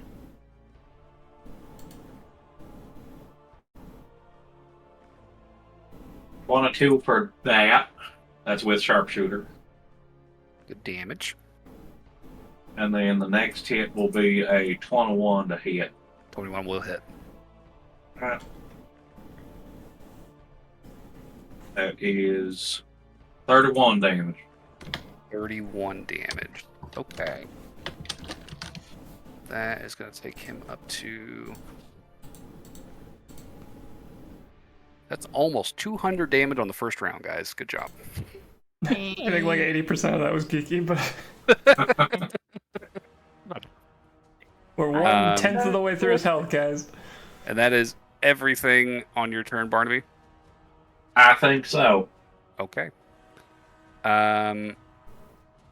So, what I think this dragon mummy is going to do... he is going to spread his wings. He's going to take a flying leap forward into the middle of this chamber. Okay. And he's going to land about here. Oh boy. And you are going to see him... At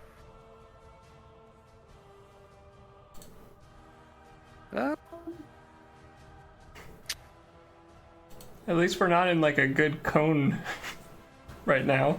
Yeah, he's not really in cone shape. I think instead what he's gonna do, he's gonna take a flying leap basically across the chamber, and as he's sort of gliding, it doesn't seem like he can really hold himself in the air on these decrepit wings. Right.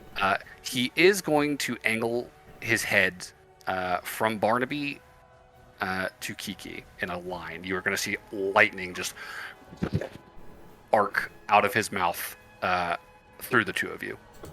Good call on that so one, I Viper. will need you to make a dexterity saving throw. Barnaby and Kiki?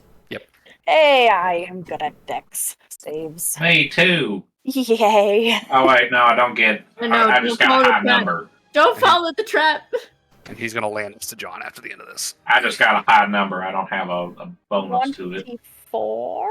24 will succeed. That is a 20. 20 will also succeed. So you will only 15 take plus 5. half of this damage. Uh-oh. Uh-oh, wait. Oh no.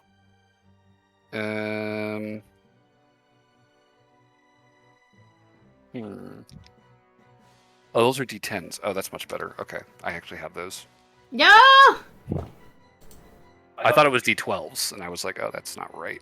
1, 2, 3, 4, 5, 6, 7, 8, 9, 10, 11, 12. Did you say 12 d10s? Yeah. What? It's a dragon. What? What is a dead dragon? No. Are you telling me something's making lightning inside that thing? How the fuck you have lightning in there, dude? Exactly. See what I'm talking about? Are you just rubbing two sticks together like static? I guess so. Maybe So that's maybe it's all that 10, cloth wrapped around it. 20, It's got all that static fabric. on it. 30. What you're telling me is we gotta burn that. He's built up 50,000 years of static charge. He's unleashing 40. it upon you. 40, 50, 56, 65, 73 lightning damaged. Halved, because you guys succeeded your saves. So Okay. 73 divided by 2 is going to be 36 lightning damage. To the two Don't of you. get Ow. hit by lightning. Oh, one second. I need to look up something real quick. A bluey. Hey, Mr. Dragon, watch it. I got a bunch of armor here. That's really good on lightning. I'm not a fan. Covered in That's metal. the reason he went for you. Don't you know metal conducts?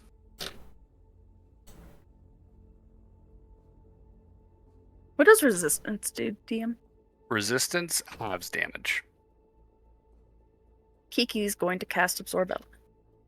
Okay, fair enough. When you cast that, you feel this intense dread beginning to hone in on you. I'm going to need you to make a Constitution saving throw. Okay, well, real quick.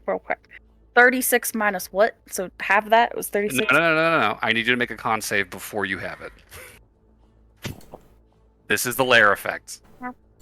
The dread. The dread. Kids. Oh no! What happened? That's a 6. You failed. What does it So, you attempt to muster the energy to conjure this spell, and the shadows seem to grow around you, and you just feel the most intense panic in the pit of your chest, and you're sort of rooted in place, unable to cast this spell. The slot is wasted, and you are going to take 3 necrotic damage. So 39 damage in total then? 36. Plus 3, so 39, yeah. Woof. Ow. I think that might have been put in for silvery barbs. Right. Just a hunch. Okay. Okie dokie. Well, now we know what we're up against. Kiki will not be living long. Let's like, finally, vengeance! Yes, a real enemy. That will take us back to the top of the order. At the end of the dragon's turn, John, you are no longer frightened or paralyzed of him.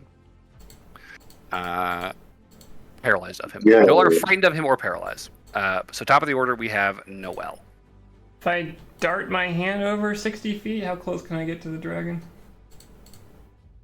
60 feet. In a straight line, just flies over. You can get it next to Barnaby. Okay. Well, it doesn't look like it's in range of him. Let's do...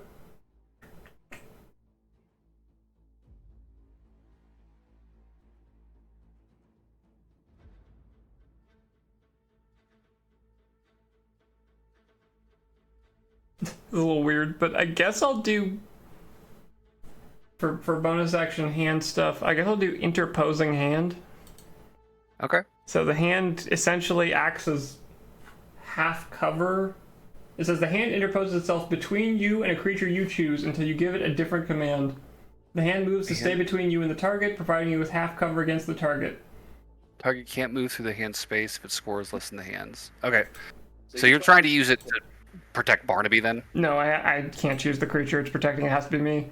Okay. I just couldn't reach it with a punch this turn, so I just have to do something with it. Got it. The hands... Yeah, that would not be super close to you, would it? So... I mean, presumably, since this isn't actually doing any damage, it does say the hand moves to between you and the target. When you cast a spell as a bonus action, you move the hand up to 60 feet and cause one of the effects. And then cause one of the effects. That's true, yeah. Okay. So, it is between you and the monster. Okay, so I have half cover. And then as my action, I will cast Vicious Mockery at the dragon. I'm going to need you to also make a Constitution save. Okay. 15 total? 15 will fail. Damn it. Your Vicious Mockery slot is wasted. It doesn't matter because it's a mockery. Or a cantrip. And you're going to take, we'll say half of a d6. So that'll be another 3 necrotic damage to Noel. Well, shoot, that's not good. I think I'll just... I'll do a little... Whoopsie. I can't rotate. There we go. I'll do a little flippy tuck and roll behind that. Okay. That barrel there. Or chest or whatever it is. That's my turn. All right. On the monster's turn, he is going to... Oh, legendary action, I presume?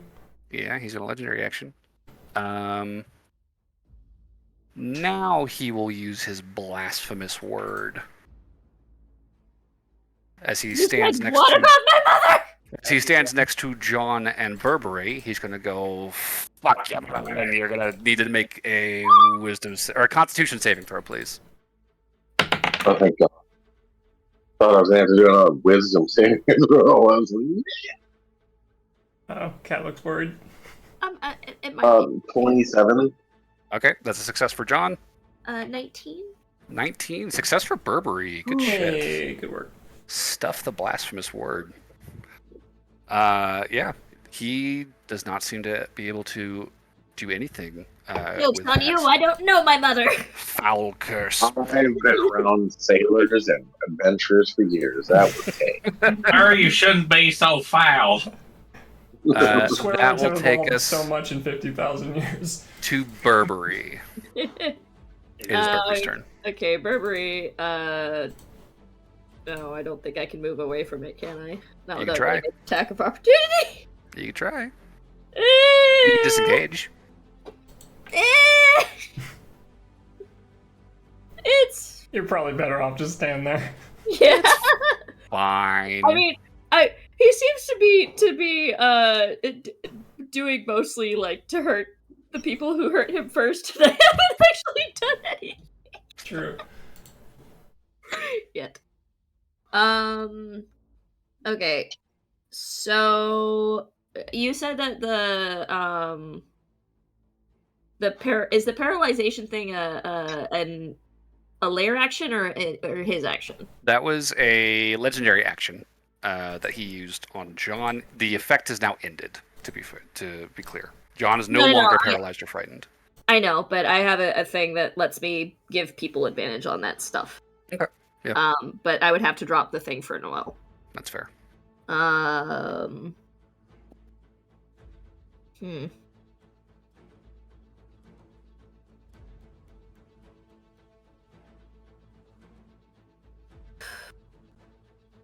How silly do I want to be? Okay, well, I'll bonus action cast Spiritual Weapon. Okay.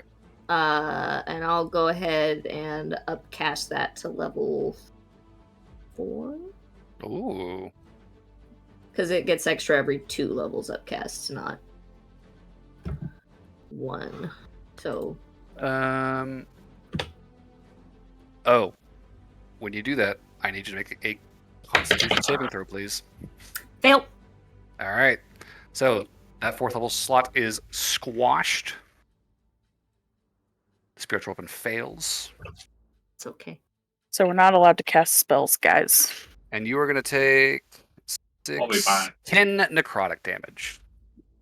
Okay, and give me a second to make sure I don't drop my concentration spell as I throw my dice on the floor.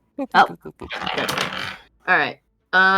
That holds. Thankfully, that was a bonus action, so I still have my actual action. Okay. Also, I did that wrong. Okay.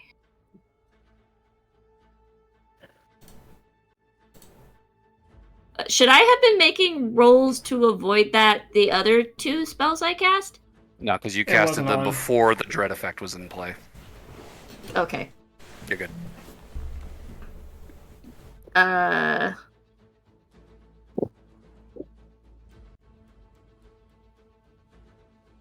So the dread effect, does it, like, do you become frightened to stop you from casting spells?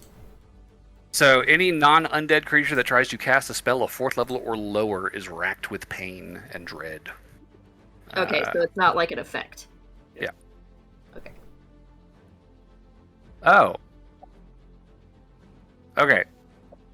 For those of you who did try to cast a spell, you can choose to take another action. But if you choose to press with the spell, you have to make a con save.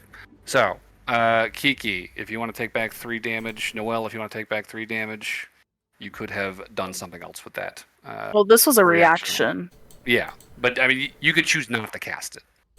Oh, so basically, I'll take the 10 points if I cast it? Yeah. If you, well, so you would have taken the con save if you wanted to try, like, really push through trying to cast it. And I did not remember that, so I would like to extend that to the casters who have casted a spell under the dread effect.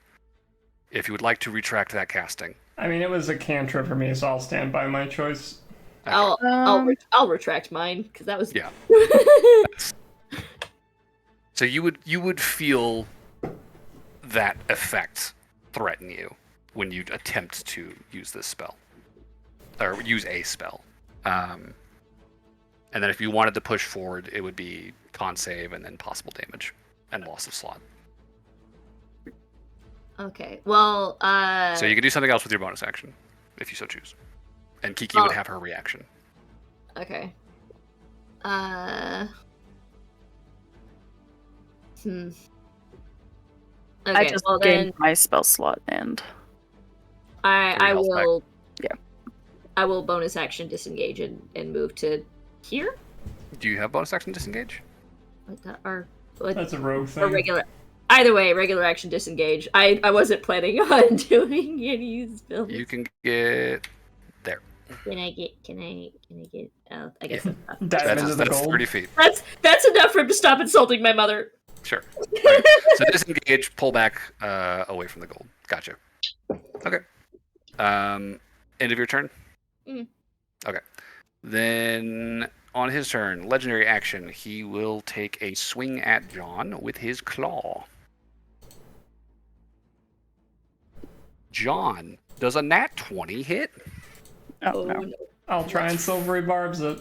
Don't you fuck I'll goddamn it. try. I have Give to me make a- a con Listen, save. I now assume. it's Give me the con fair. save. Oh, oh, I hate to be this person. Does Noelle have to try and do the thing against? Yeah, she's got to roll. Yeah, Oh, no, man. I gotta roll the con save. Don't worry, guys. I got a +2 to this shit. Never say these things. We all know. Don't say these I was things. being ironic. Damn it, that's a 14. That's a failure. The dice knows.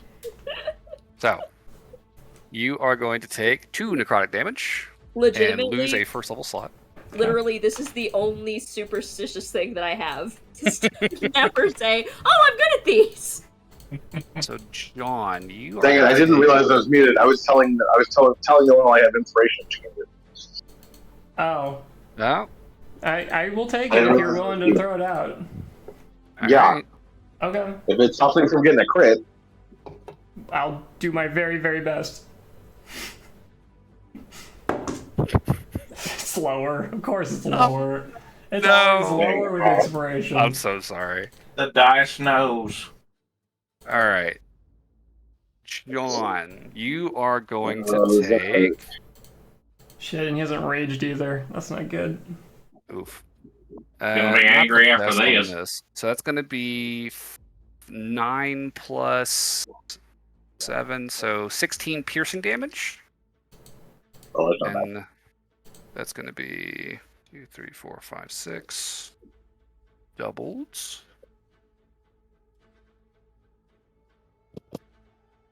Yep. That's not great damage either, son of a bitch. That's 5, 10, 20, 30, 35 necrotic damage.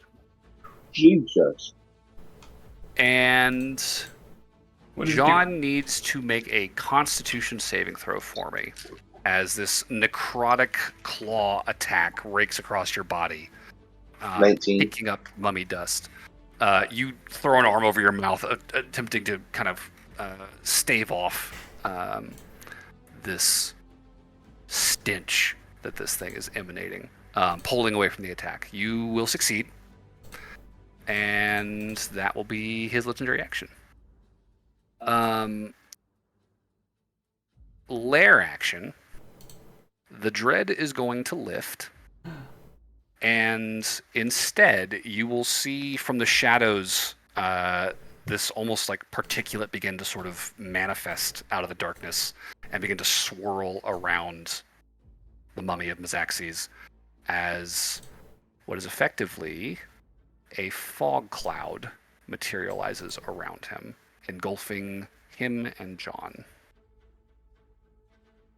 Yikes.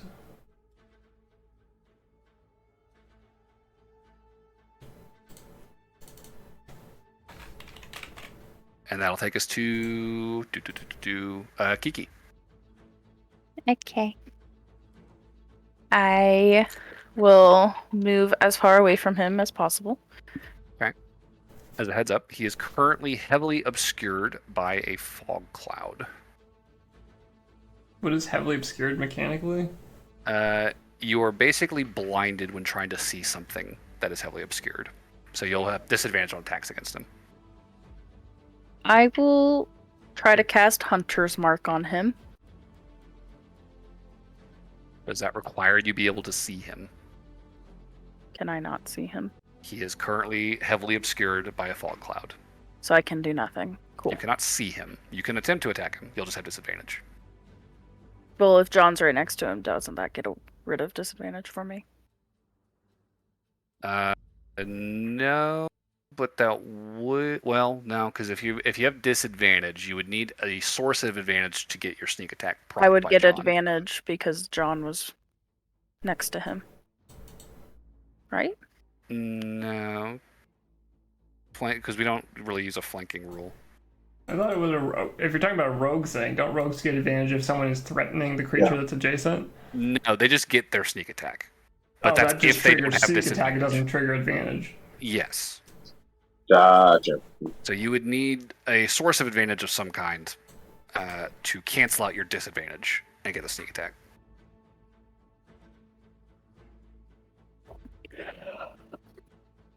Nat 1.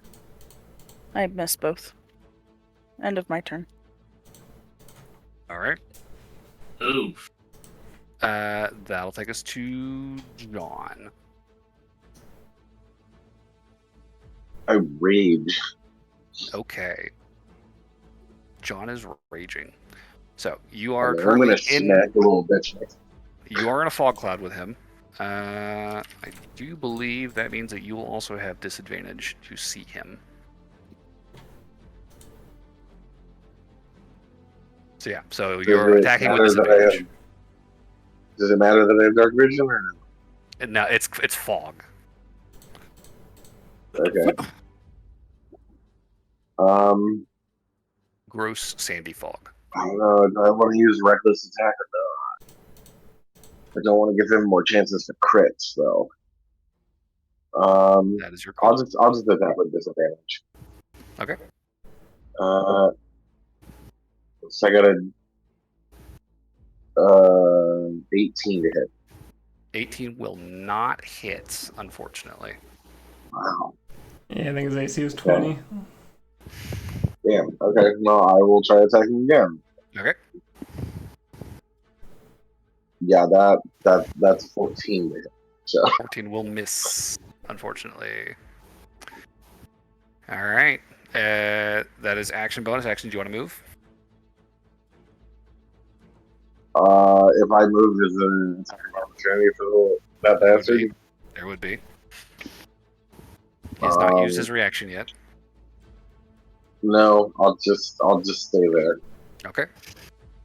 Then that is your turn. That takes us to Barnaby. All right. So, question, DM. Yep. You said that this fog cloud was a bunch of mummy dust. Flavor-wise, yes. It is mechanically the fog cloud spell. So you're saying it's not flammable? It is not flammable, no. I like where your head's at, Barnaby. I appreciate that. But it is mechanically, it is a fog cloud spell. That's fair, that's fair. It's a bunch of coffee creamer. Well, if that's the case, I think I will still have... I'll have Bart fly up a bit and try and use his flamethrower on this big old thing. Okay. So this guy needs to make a dex save then? Yep, I bet he's going to make it because Bark's thing to beat is poo-poo. Funnily enough... It's a 14 that he's got to beat. He rolled a 13, actually. 8 plus 5. Oh, hey, all right. Okay, that's some damage this round. A little bit of damage before Thank goodness someone's bring out my gun. See, this is why I don't deal with magic, y'all. So he claims. So how much damage is that? That is going to be... 5. 5 damage. All right. 199 damage so far, guys. Just And shy then- of the 200 I'm mark. sure he's got 200 health. I am going to use my ring and see if I can do something with that. Okay. Oh yeah. I'm going to try and cast haste on myself. Nice. Okay. Haste. Dread is no longer in effect, so that will function. And Barnaby, you are now hasted. Hey, all right. So I'm gonna shoot this here thing, and I'm gonna move back a bit, essentially away from the giant thing, and while I'm shooting at it. Okay, so that'll give you one attack action, or one weapon attack with this attack action from the haste. So I'd still get extra attack from the second action then.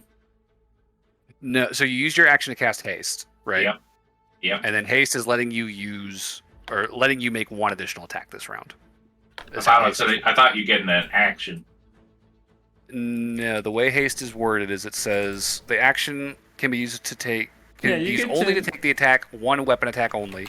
Dash, disengage, hide, or use an object. Okay. I mean, it still lets me do an extra one every round. It is an extra attack. Bad. You do gain an extra 2 to your DC and advantage on dex saves.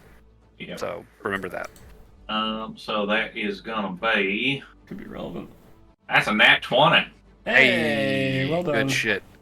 Some damage up in here. Was that accounting for the disadvantage? Because he is in a fog cloud. One moment. That sounds like a no to me. That is not a crit, but that is gonna hit. That's over 30. Okay. Give me some damage. So that will be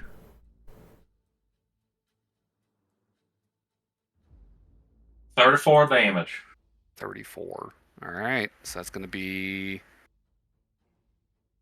203. So 33. Ooh, 33 damage so far. Big numbers. All right. And where did you say you moved? Moved back. I'd probably be like right over behind the pillar thingy that. This is the basin where the offering was made. So I'd be behind the basin, flying above it. Okay, fair enough. Also, did Kiki move back on her turn or no? I said I did. Actually, if Burberry's there, I probably would have moved to sit to her, so I'm farther away from them. So this way? Yeah. Okay. I mean, I got double movement speed, so. Oh, that's true. So, I mean, you could go back to the sarcophagus then if you wanted. Yeah, let's go there. Okay. Grab one of the Pokeballs. They're big canopic jars. All right. Never mind. Take it back. Take it back. Get a Pikachu. So you could go basically all the way to the back corner then, if that's how far you wanted to go, Barnaby. Nah, I saw how fast he can move. I'm just gonna make some distance. Okay, fair enough. So that will take us to the big boy's turn. So, legendary actions will recharge, and for his action, John will be the only one who is able to sort of perceive this from inside the fog cloud right next to him. You would hear what sounds like an incantation, John. This raspy, low voice casting some sort of spell. You would see the eyes sockets flash with an eldritch light. And there is a sudden rush of wind throughout the chamber that whips like blades across you all. As he casts the spell, Steel Wind Strike.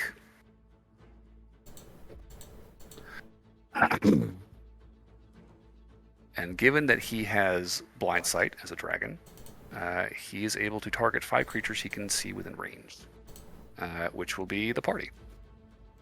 So we'll start with John. John does a 20.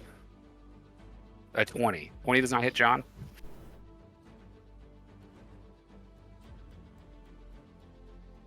I assume that doesn't hit John. Moving on. Next closest would be Noel. I swear to God, I unmuted myself specifically during this part. Noel, 25 doesn't hit. It does hit.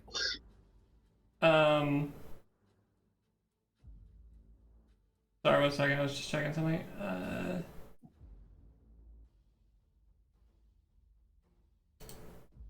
I wouldn't be able to convince you that Noel perhaps has cover for this. I mean, you have Biggie's hand up. I have half cover from Biggie's hand, and I'm behind a chest. Which is fair. I would say that you have... Because total cover does mean he can't hit me with a spell. These are the 5 creatures you can see within range. Can he see her? Because Bigby's hand is in the way. Well, he has blind sight, so sight isn't the issue. It's the line of sight. I'd be inclined to say sure with the big thing in between you. That's fair. My thinking. That's fair. Okay. Burberry. Does a 22 hit you?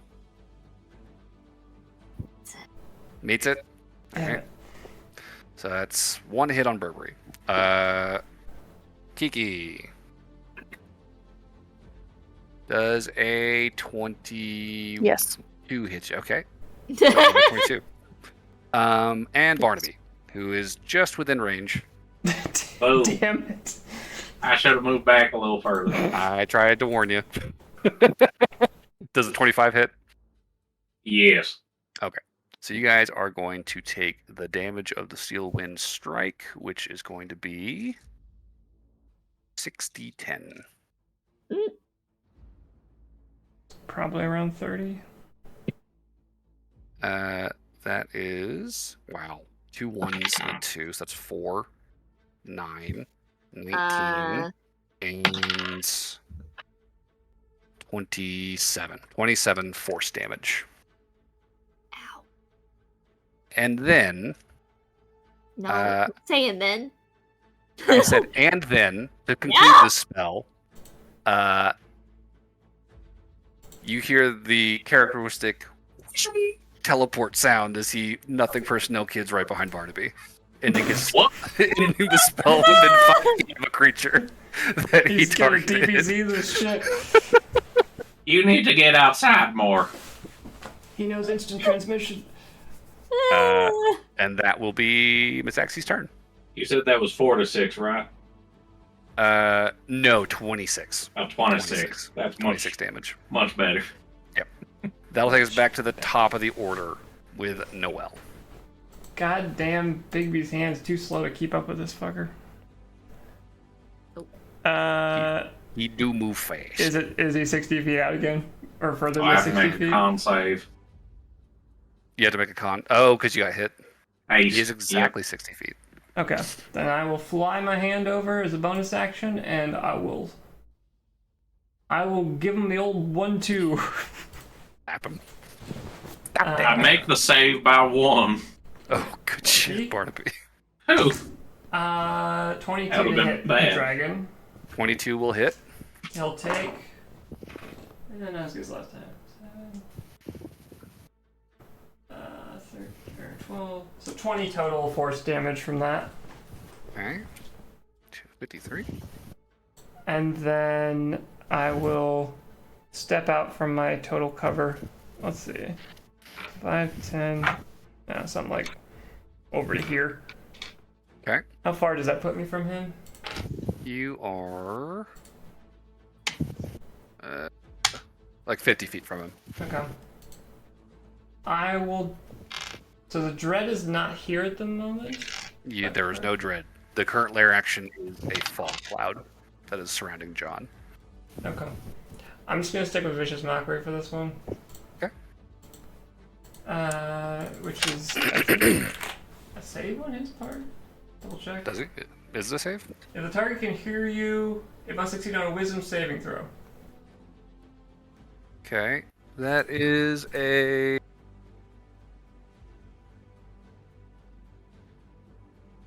9 plus numbers. So 18 total. Damn it, that's exactly my DC. Well. Alright, then I believe that does nothing. Okay. end of your turn, he is going to use his legendary action to Dreadful Glare on Barnaby. Is this fog cloud still here? Yes. Okay. What does that mean? I need you to make a wisdom saving throw, Barnaby. Wisdom, I'm not good at that. Yeah, I know. How do you know that? He knows all her weaknesses somehow. You play with guns. You can't be that smart. Yeah, What? you can't be that wise. I say I resemble that remark. That is a 17. 17. 18 minus 1. Meets it, beats it. Just barely. Ooh. All right. Joke's on you, nerd. I read a book once. That takes us to Burberry. All right. Burberry is going to cast Sunbeam. Sunbeam. Yep. So there's going to be a straight line from me to him. It's not. It's a. Constitution save. And he has disadvantage because he's undead. Ooh. Oh yeah. Well, he has advantage because he's got magic resistance. So Well, then it's a flat roll, yeah. All right. Con save. Yeah. That's a nat 20. So 31 total. So fine. He takes half damage. All right.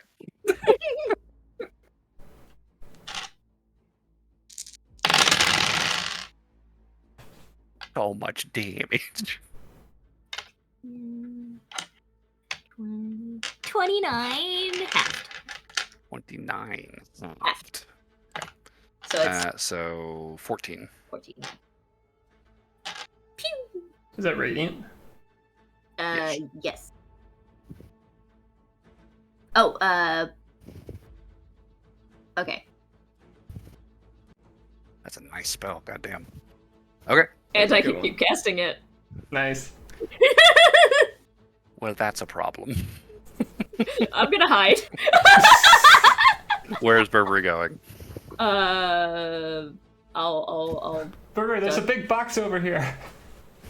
Yeah, I'll nestle like in the middle of all That's what I did. It saved me last turn. Okay. You know, comfy cozy. Sure thing. It's really nice in the box bunker. What do you mean? I am the box. As a heads up, Sunbeam is concentration, correct? Yes. So, Noelle, you are no longer benefiting from resistance to energy. That's okay. I figured he hadn't aimed it at you yet, although he might be about to. So maybe I'll scooch over like a little further this way. a little out of the way. a little further away. I don't blame you. No, Yeah, I meant because he's probably gonna hit me. Oh, I see. Okay, so that was your turn, correct? Yep. Okay. This guy's going to use legendary action to attack Barnaby. We're just going to claw him. Ooh, that's not good. Only other thing that I could do is Barnaby does a 19 hit. necrotic. I don't think 19? that. No! Not with haste. Yay! Oh my goodness. I am avoiding everything by 1 right now. I'm on a razor's edge. Son of a bitch. Okay. That is his legendary action. The lair action this turn, as the fog cloud dissipates, you are going to see. Is there a third one? There's a third one. And Burberry. You hear the crackle of lightning in the air around you. Uh-oh. Glad I moved away from Noelle. And all of a sudden, there is a resounding just explosion of thunderous energy. I'm going to need you to make a Constitution saving throw. Actually, I'm going to need Noelle to make this as well. No, damn it. You are within 20 feet of Burberry. I'm decidedly not within 20 feet of Burberry. Not. That's 5 spaces. That's 25. No. Well, he can still target a point within 120 feet of himself with a 20-foot radius. Oh, it's like a bubble. Okay. Yeah, it's a bubble. I can't make con saves today. That's a 5. Okay, that's a failure. I'm pretty sure that's a failure. Okay. So 2 failures. You guys are going to take 4 thunder damage. Heavens to Betsy. And I'm you are waiting for the both other half. deafened until the end of the dragon's next turn. Deafened. Interesting. Joke's on him. Now I can't hear any mean things he has to say about my mother. He's nerfed Oh no, until the end of your next turn, excuse me. Oh. Well, that'll be a little bit for Noelle.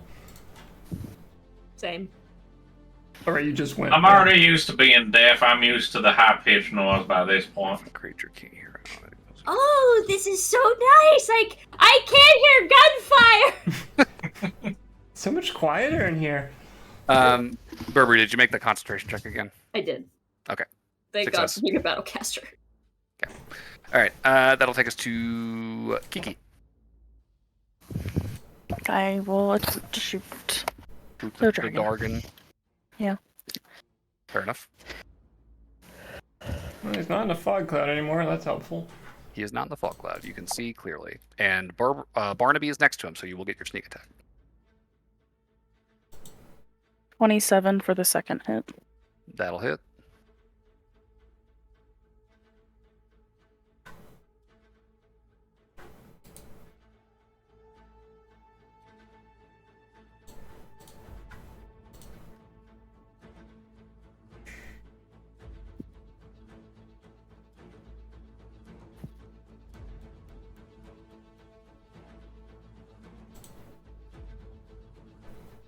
$28. Yep. I rolled 2 for every single damage dice. Oh, that sucks. So Out of 5 dice. 295. We are approaching 300 damage now. Anything else on your turn? No, it seems pointless to move, so. Okay. I mean, I would like movement if only so that way everybody would fit in Beacon of Vitality. Growing Vitality. Everybody's so far spread out. We don't like it with lightning. I mean, that's fair. Well, I mean, it's a 30-foot radius, and it's just like I got really close, but John and Barnaby are like 65 or 70 feet apart, so it's just outside of what Just a smidge. I have a hunch John's going to be moving forward this turn. Yes, Probably. Last legendary action of the rounds. He's going to attack Barnaby again with claws. Hey, Okay, you stay away from me. No. This one hits. Uh-uh. Yeah. That is a 28 to hit. Yeah, that's hidden. Yeah, okay, that's what I thought. I feel like Barnaby like tries to duck, but the hand is just so big. Yeah. So that's going to be 17 piercing damage. Alright. And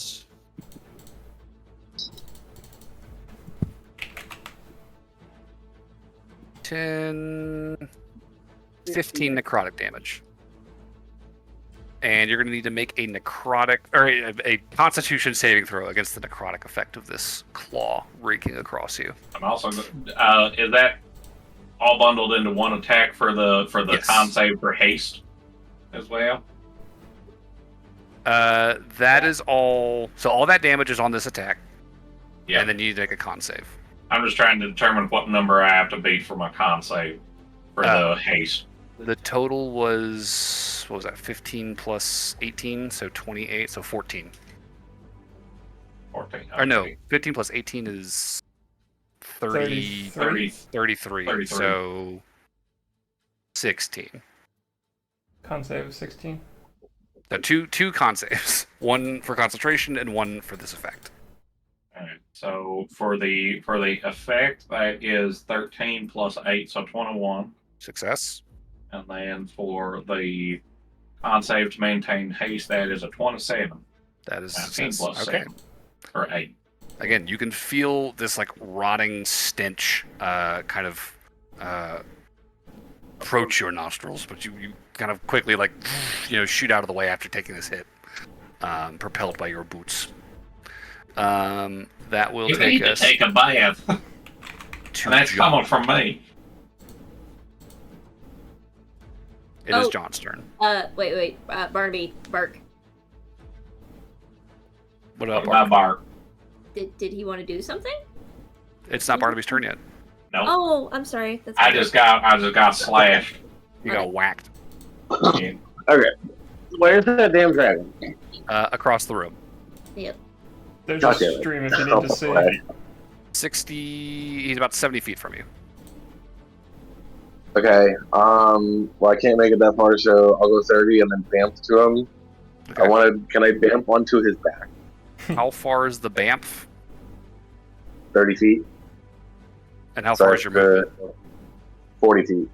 Okay, so you could BAMF directly to him. You would not be able to get onto him. Because that is the limit of your movement ability. Okay. I will bamf directly next to him and attack when I do so. Okay, go ahead and give me a roll to hit. Let me hit for once. That is a 21 to hit. 21 will hit. Give me some damage. Thank God. He is immune to poison, as an undead creature. So then, can I use my glaive instead of the sword then? Or would I have to say that beforehand? I mean, I would prefer to know that ahead of time. If you've got the glaive up, you don't have your shield out. Heads up, because that is a two-hander. Oh, right. Okay. Well, never mind then. Okay.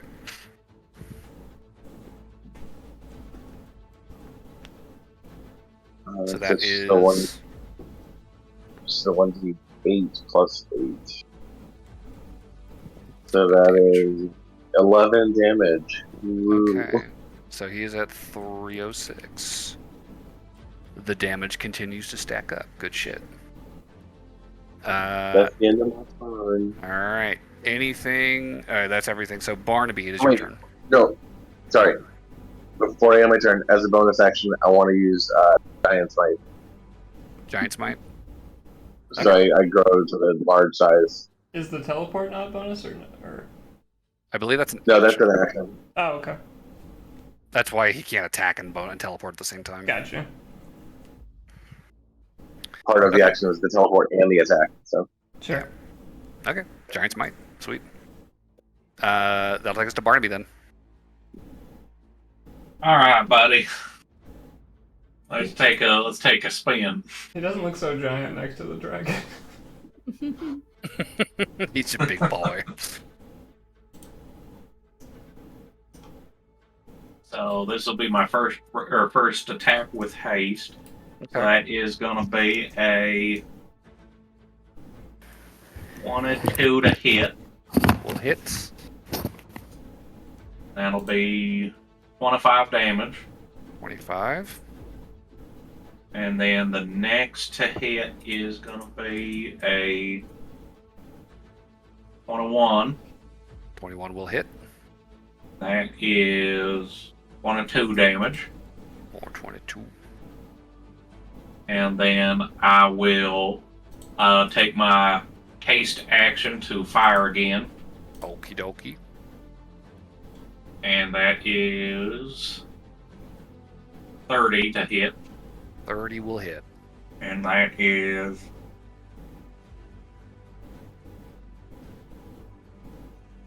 32. 32.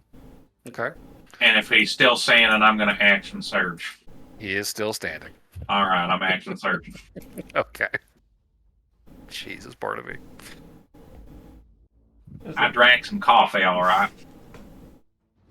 There's the Barnaby we know and love. Got a jiggery gun.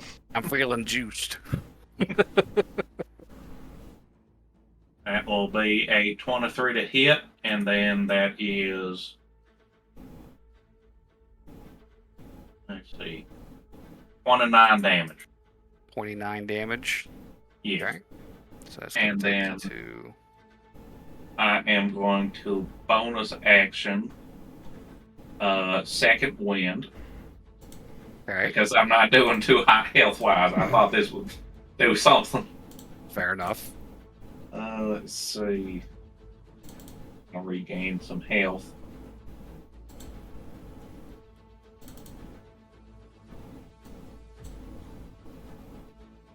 Where is it? I want to do 10 plus my fighter level. Okay.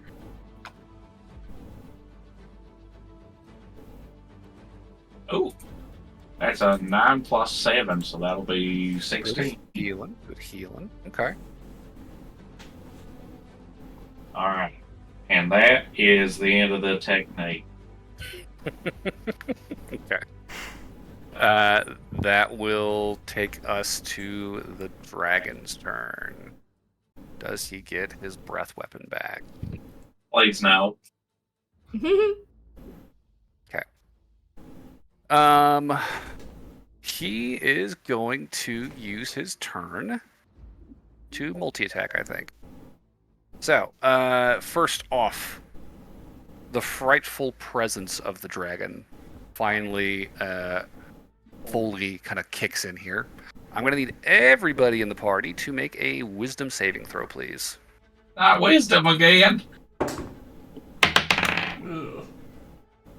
16. 16. That is a 14. 2 failures. I'm going to use my inspo. Okay. So I rolled a nat 1. Okay. Oh, I still failed. I got a 21. Okay, so Burberry and John succeeded. Thank The rest of the God. party are frightened of the dragon. Okay. I'm so surprised something could take so many bullets. One cannot kill what is already dead. So, while frightened, you have disadvantage on ability checks and attacks while the source of your fear is within sight, and you cannot willingly move closer to it. I wasn't planning to. With that, then, he is going to make some attacks. So, Barnaby, first off, you are going to get hit for 25. Does a 25 hit? Yes. Okay. 18 piercing damage. All right. Well, at least that second wind didn't go to waste. Yeah, you're still up. You netted 1 off of that. Does a 28 hit you? Yes. Yes. All right. So that's going to be 15 slashing damage. All right. Ooh, there's some numbers. 10, 22, 25 necrotic damage. You put those numbers away. No. Are you still up, Barnaby? No. Damn it. I'm just imagining his boots are keeping him propelled up, Okay. but he's just flopped over. I am going to need you to make a Constitution saving throw for the effect of the claw. All right. I am also. Well, actually, I'm getting knocked unconscious. I'm going to lose haste anyway. So Yeah, you are losing concentration on haste for this. Yep. But since I'll be knocked out, I don't have to worry about the side effect of That's it. true. Like a positive side. A fair point. So that is going to be a 25. 25 will succeed. So no further ill effects beyond unconsciousness and dropping out of the air to the ground. How high up were you? You were 20 feet. 20 feet? Mm-hmm. So 2d6, I think. Yeah, Or so is that's that another... that's 2. That's 20 feet. So 11 more bludgeoning damage and 1 failed Ow. death save as you just flop onto the ground. And with his final attack, he will turn to John. Does a 30 hit John? I think 30 is everything. Okay. I'll just try to checking. silver barbs that. All right. Please work. So and so. This is my turn's about to come by anyway. 31. God damn it. All right. Well, I tried. All right. Okay. So that is going to be 17 piercing. Which is halved. Jesus. 8 8 plus 14, 19, 23, 20, 20, holy shit, 25. That's another 25 necrotic damage. And then another con save from John, please. Cool. So I'm under 100 now. Oh, you poor thing. Definitely. That's a 26 for con save. Alright, that's a success. And he is going to attempt to leap across the room. Stop doing so John, if you that, want to make you an bitch. opportunity attack. Nah, fuck you. Whoa. Opportunity attack. Alright, roll to hit. And I have Sentinel, so if I hit him, he can't move. Oh, please do. Ah. Please do. Well, he's still going to try. I'll use my Reckless attack just to make sure I get advantage on this. Alright, That's a 29 to hit. that will hit. So he is Sorry, not not moving. 29. I don't have a plus 10, I have a plus 8. So 27 to hit, sorry. It still hits. Yeah, he's not moving. And since I'm in my giant form, it's 2d6 plus 8 damage. Okay. So that is 17 damage. 17. And he is unable to move. Okay. So plus something. 21, 31. Okay. Okay. That was his turn. That will take us to the top of the order with Noel. Okay. Burberry, can you get Barnaby, or do you want me to? I can't get. I was gonna do mass healing word to give everybody some junk, but I can't get close enough to. I can't touch him from here. Is mass healing word a touch spell? Well, Burberry, you succeeded on your wisdom save against the frighten effect, right? Yes. So you can move closer. Well, no. I for the high level stuff for cure wounds, it's all touch. Oh, gotcha. So I can't. Wait, mass healing word is a touch spell? That doesn't make any No, sense. mass healing word is not a touch spell. Oh, but that's you what have I was mass going cure to do. wounds? Is that what you're saying? Do I? No. It's mass healing word. I don't think I've. I feel neither of those are touch. I don't think. No, mass cure wounds is not. So I can't do that one. Okay, I just wasn't sure if you were gonna get Barnaby up or not. That's all. I was gonna try. I was gonna try and get as many people because John is under 100. Yeah. Well, Noel, you are 40 feet from Barnaby at present, and you are frightened of the dragon, so you cannot move closer toward it. Oh, is healing word 50 or 30? I don't remember, but I'm just letting you know what the distances is. No, it's healing word 60. Okay. God, it's like I could switch to some other thing, but I feel like we just need to be hitting the fucker. And I just have a hunch that Blood Maze, this guy can't be charmed.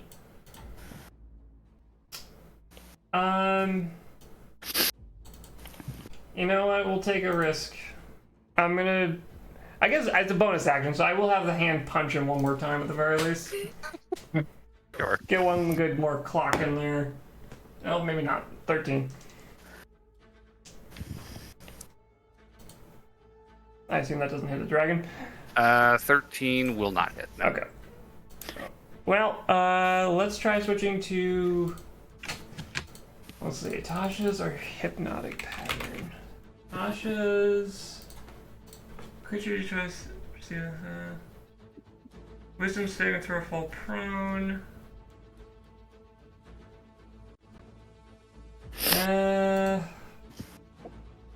Doesn't really give me information, that's the problem. I'm gonna try for hypnotic pattern. Okay. So wisdom save. Yeah, wisdom save, DC 18. Well, he did roll a natural 1. So that would be a 10 total. Mm-hmm. However, he is immune to being charmed. Okay. Information acquired. Hypnotic pattern does not affect him. Okay. That will take us to the dragon's first legendary action. He is going to channel negative energy. You will see this thing open its wings and unleash this wave of darkness that just kind of washes over the room, kind of pushing to the walls. And everybody except for Burberry can no longer regain hit points until the dragon mummy's next turn. Oh, God. Uh-oh. That's not good. That's bad. All right. That takes us to Burberry. Well, Your turn, cleric. You know, I am glad that Barnaby went down after using his action search. I'm glad you got action no surgeon. regrets. That was a big deal. Yeah. Okay. Well, I guess I'll just shoot Sunbeam at him, because why not? All right. Con save. Yep. It's a flat roll. Okay. That's another 20. Jesus. So 32. Or 31. I don't remember what it is. 31. Just gonna go curl into a ball somewhere. Jesus. Are Just these gaining those all map this. dice? Yeah. God damn it. Sorry.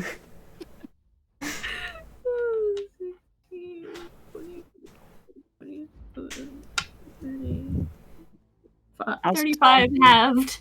35 halved, so 17. 17. Okay, so he's at 3, And I'll move closer.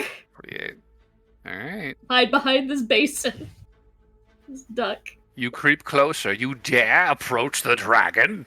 The only one that can, apparently. Burberry, there's a Alright. dragon over there. Watch out.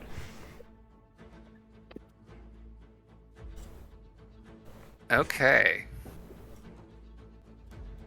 I have a decision to make with this next legendary action. Does it involve killing Barnaby? Yeah, right. I have a hunch it might. It might. But look at how mean John is. You're not wrong. John is definitely a pain in the ass. Which That's my job. is a problem.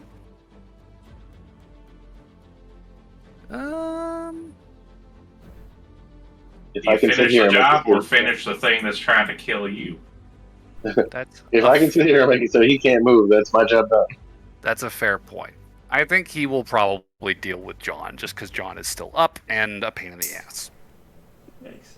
And Barnaby has been dealt with. So that's going to be a 25 to hit. Damn it, it just hits. Oh no. So that's going to be another 15 piercing damage or slashing. Same So that's half down to Yep. Have to 7. And then 7. Yeah. yes. You are going to take Product kill it, please. and 19 necrotic damage. And I need another Constitution saving throw, please. It's a good thing I have a +10 to my con saves. That's a 22. Okay, that's a success. Good job. You are still not affected by the mummy's curse. Lair action. Let's throw up another fog cloud. Damn it. I'm not doing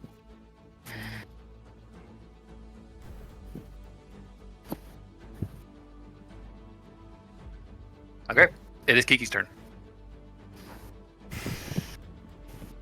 Wait, is that literally casting fog cloud? It is a lair action. The dragon creates fog as though it had cast the fog cloud spell. Counterspell? It just says he creates it as though he had cast it. So presumably I think layer actions aren't spells. It is technically not a spell. It is an effect that It mimics just a has spell. the same effect as the spell. It's like Smite on a paladin. It's an ability.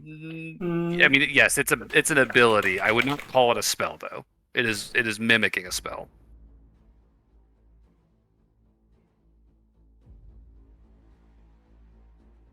Oh, Kiki's turn's done already, so. I rolled under 10 on everything.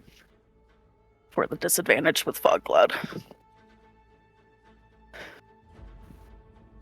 That's fair. Yeah, I don't know. I guess I can't stop them.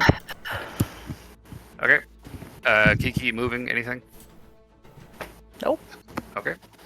That'll take us to John. Okay. So he's shrouded in fog, right? Which means I'm attacking at disadvantage. Yes. Okay. I guess I will attack. With disadvantage. Oh god damn it. That's a 10 to hit. That will not hit. I will try again. That is god damn it. It's disadvantage in my ass. Yup. I can't do anything. And I guess I'll blow my bonus action on a second wind. Okay. Second one. I forget how much I heal a second wind now. If it's a fighter, you heal 1d10 plus your fighter level. 1d10 plus my fighter level, and my fighter level is 4, so 1d10 plus 4. Okay, so that is a 13 healing. I was almost under 50. I was a little scared there.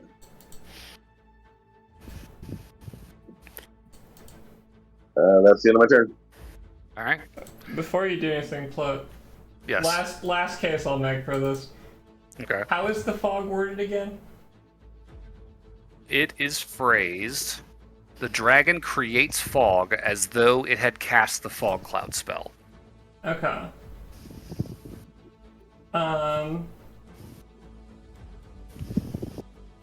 I would say, so the only thing I can find that's even close to that is technically the Ring of Spell Storing has the exact same wording. Which it says, the spell uses slot level spell safety, spell attack bonus, and spell casting ability of the original caster, but is otherwise treated as if you cast the spell. Right, but the ring specifies that, right? Yes. Because that's about, it uses all the stats of the caster that put it in the ring, but otherwise you're treated as the caster. Right? Right, it's treated as if you cast the spell was the part that was important. Right. This does not say that. It just says it creates fog as though it had cast. Okay. It's using that to describe the fog, basically, so that you know it's the same as the spell. Fair enough. I mean, it's a lair action. He's got nasty shit. Trying to do something. That will be Barnaby's turn now. So Barnaby, death save.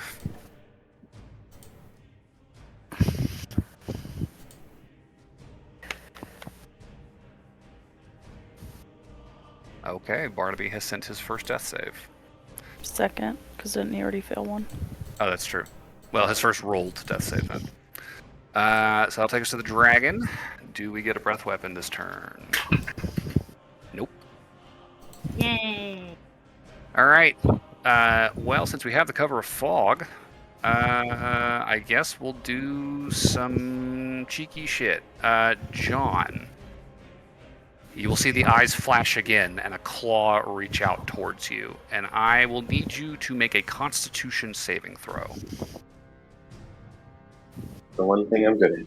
Yep. 28. 28. success. So this will be halved.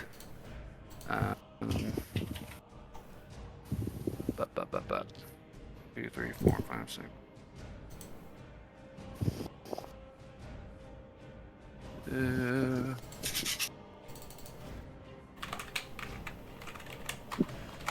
As the dragon casts the spell Harm on you. Oh boy. So it's going to be 20, 30.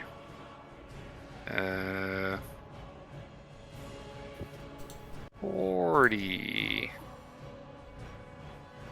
48. Guys, I'm gonna need some healing here. Yep. 50. I'm working on We it. can't heal until after his turn. Yep. 56 necrotic damage. Halved down to 28. Jesus Christ. I'm under 50. I'm under 40. Good to know. The dragon will kill again. I think we might TPK, guys. It's not impossible at this point. It's not impossible. That is his action. I think he is inclined to try moving again. So he's going to try and leave your range, John, if you want to make another opportunity attack. I will. All right, go ahead and roll to hit.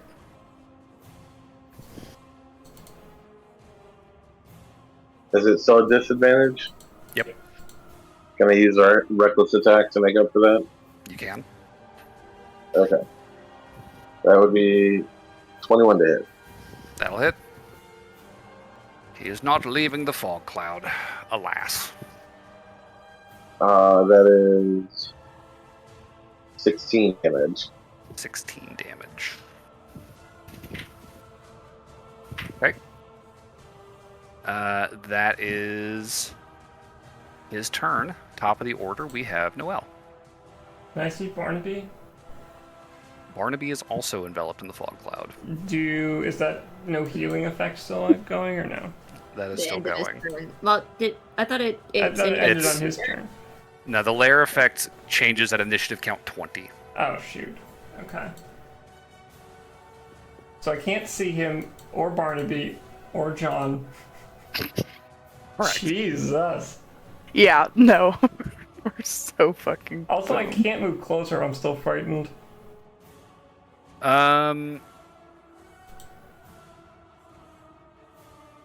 Did you make a save at the end of your last turn for I it? do not recall being told to do that. Okay, each of you should do that at the end, as of the end of your last turn. So each of you make another wisdom save. 19.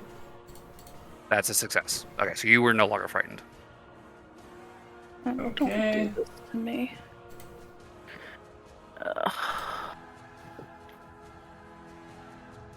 Does a 15 save? 15 is not quite enough.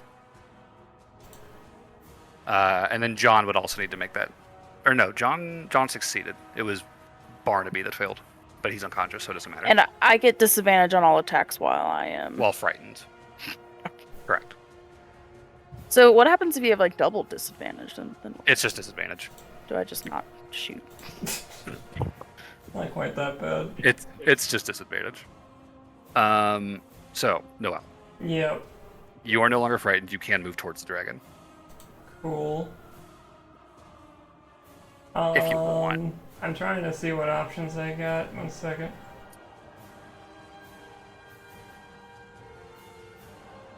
God damn it, everything is can see.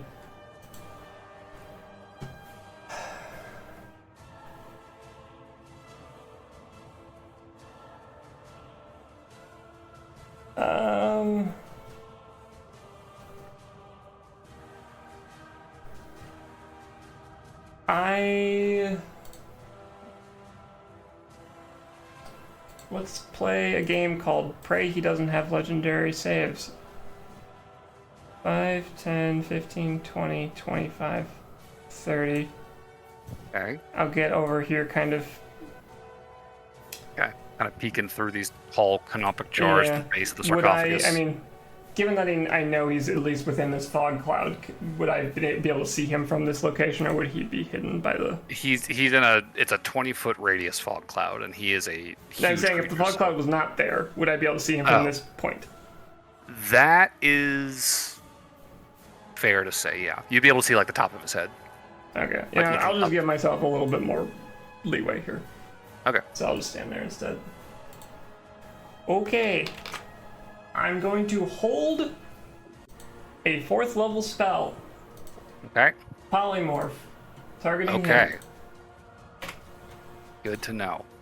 If he becomes within my eye line, I will cast Polymorph. Gotcha. All right. That is Noelle's turn. Legendary action. Let's hit John again. John does a 24 hit. Meets it. All right. While I roll this, can you make another con save for me? 16. 16. Oh, that's low-ish, maybe. Damn it, that still meets it. Okay. Oof. All right, you're just going to take the damage, which is going to be another 15 slashing, so down to 7.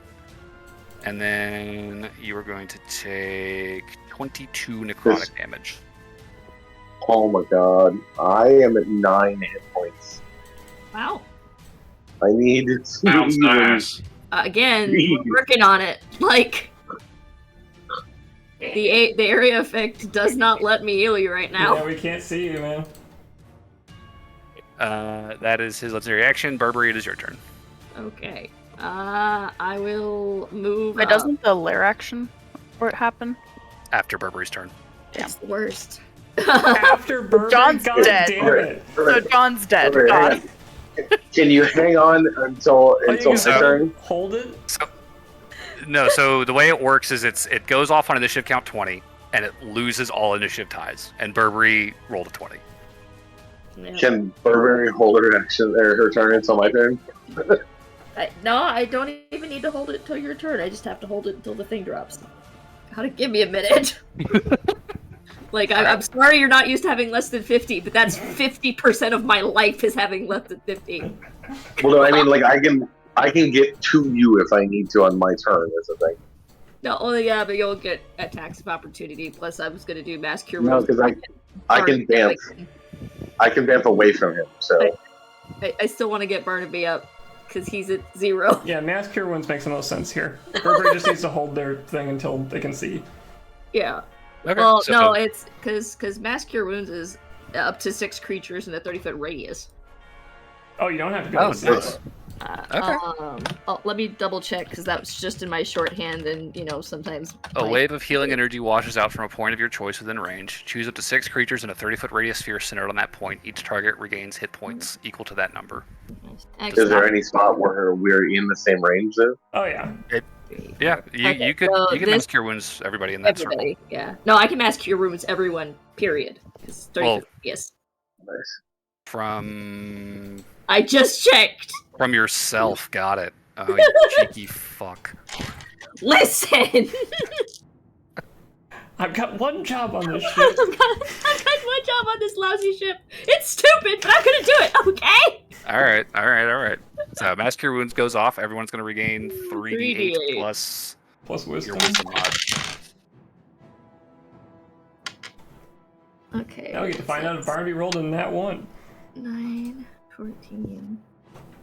The fog cloud just lifts, and he's just got the Peter Griffin pose. He's just twisted on the stairs. There's no Okay, cover. yeah, as soon as the thing turns over and I can cast it safely. 9.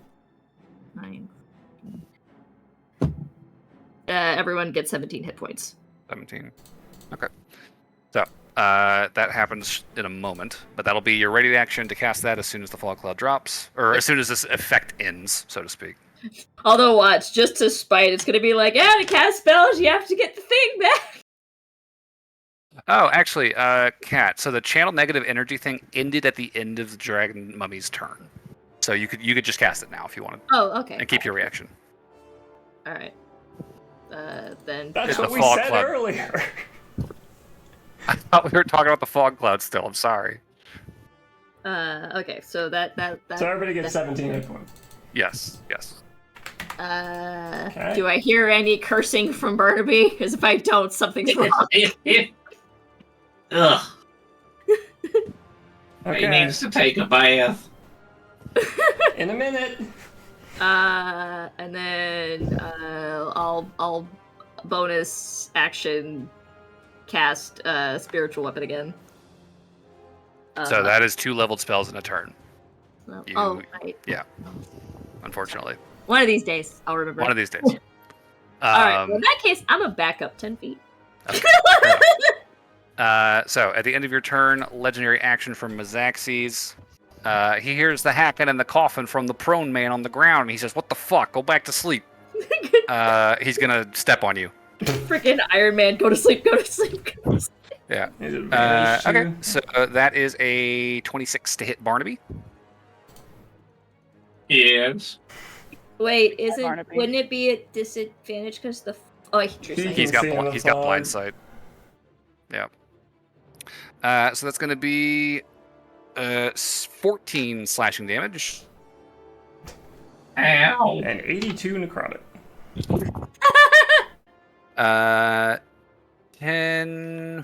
19 necrotic damage.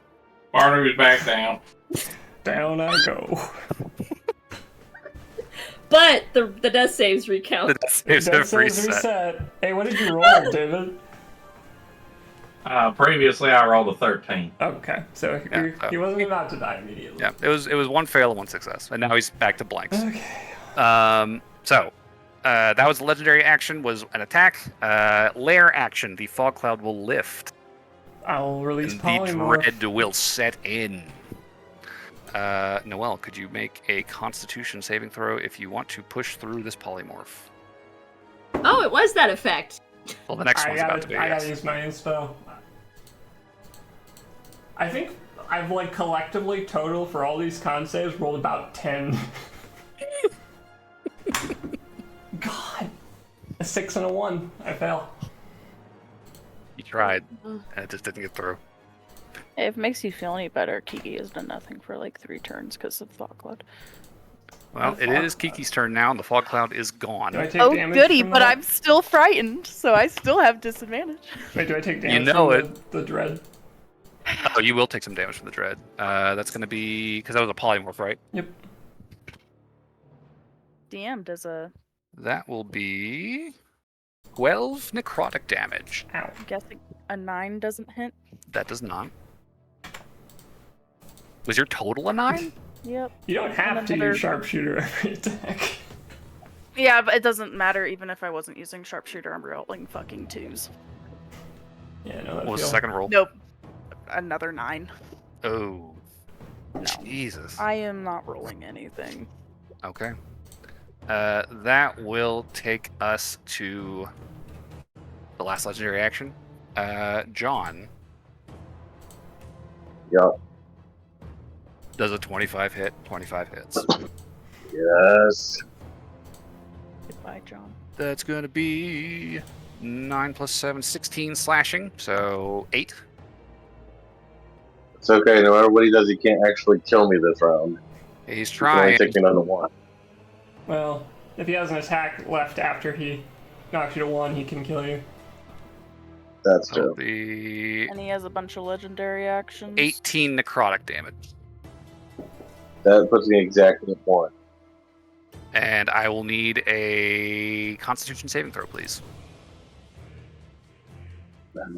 Do you still have Indomitable? Yeah, no, that used it. That would have put me exactly at 0. So No. uh, That's bad. that is 22 for my saving throw. You're maintaining your resistance against the mummy's curse. But yeah. Is used. You look a little rough. So that takes us to John's turn. Okay, so I am going to use my BAMF, but I'm going to attack first. Okay. And then BAMF. Go for it. So, one sec. Do that. I am using my reckless attack. So that is 19 to hit, which doesn't hit though. 19 meets it, beats it. 19? Yep. Okay. Wow. Okay. I thought I had to hit 20. 20. Okay. So that is. What's up? 24 beats the frightened shit, right? Oh, yes. So that will end your frightened effect. Oh, God. Okay. So that's 16 damage. 16 damage. And then I'm vamping 30 feet towards Burberry. So, Alright. So. And if I'm not next to her, then I'm using the rest of my movement to get the rest of the way. Okay. Yeah, I mean, you would appear here, which is very close. Jump up next to Burberry. Heal me! Question. Hey, Does upcasting dodge dread or no? The effect states a 4th level spell or lower. So if you're trying to cast it as, it doesn't change. I would be inclined to say casting it as a 5th level would bypass the dread. So if I theoretically cast healing word at 6th level, it would bypass dread. Just throwing it out there. Yes, I would say so. Okay. What about for a spell that you technically can't upcast? I think that would still bypass the dread effect. Okay. It just wouldn't have any extra effect. Good to know. All right. So that was John's turn. No more legendary actions. So Barnaby, if you could give me another death save, please. A fresh one.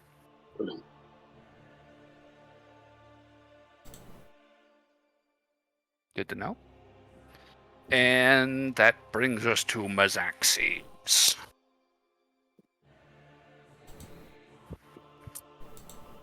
Guess what time it is? Wine. Burberry and John, could you please make dexterity saving throws for me? no, I don't wanna. Wait, I hate to be this person, but does Barnaby take the reasonable line? He will fail one death save from this, yes.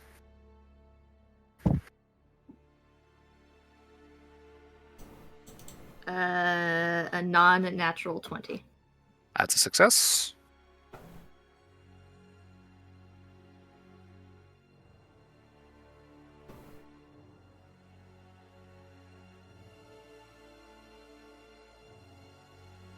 Sorry, did I hear my name? Yes, I need a dex save. Dex? Dexterity saving throw.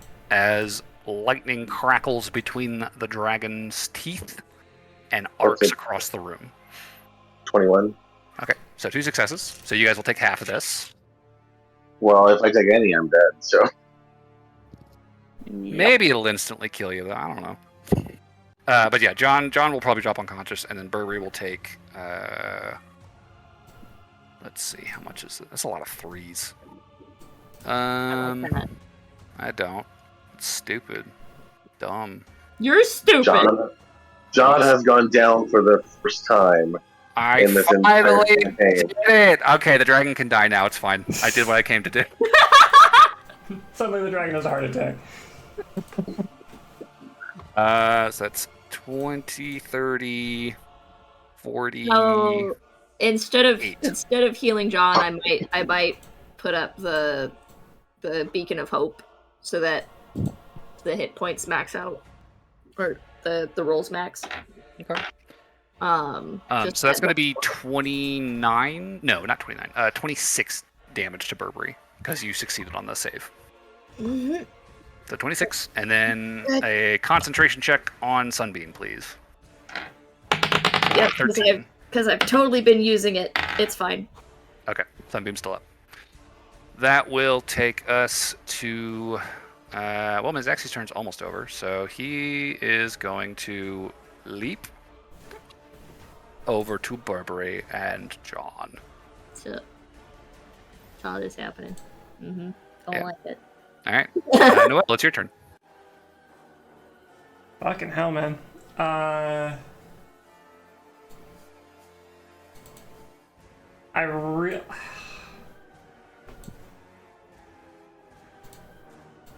This guy's gotta have legendary saves, right? I would assume. Because I could try to hold monster, which would be really, really good right now. I mean, it might be worth the shot. I feel like we need a miracle right this second. Divine intervention, go. Because it's that or I just 6th level healing word. Which might be better, I don't know. If you could hold that for my turn, that'd be great. It'd be... I could just hold a 6th level healing word, but I'm not really doing anything with my action then. I mean, the action would be the healing word, wouldn't it? Or is healing word a bonus action? It's a bonus. I mean, Do you have a cure wounds? I don't have cure wounds on my healing word.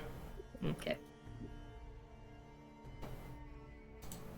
What is your plan, Burberry? What are you planning to do? Wait, do you have any potions on you? Yeah. I have a couple, I think.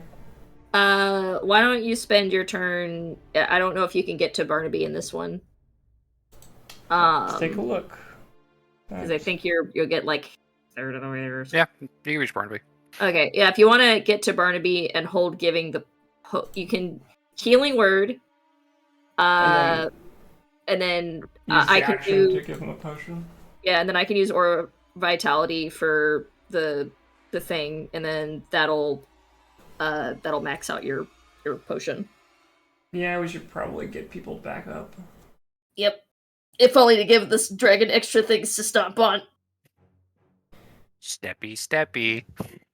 I mean, yeah, I think that cat's got the right idea. I will run over to Barnaby.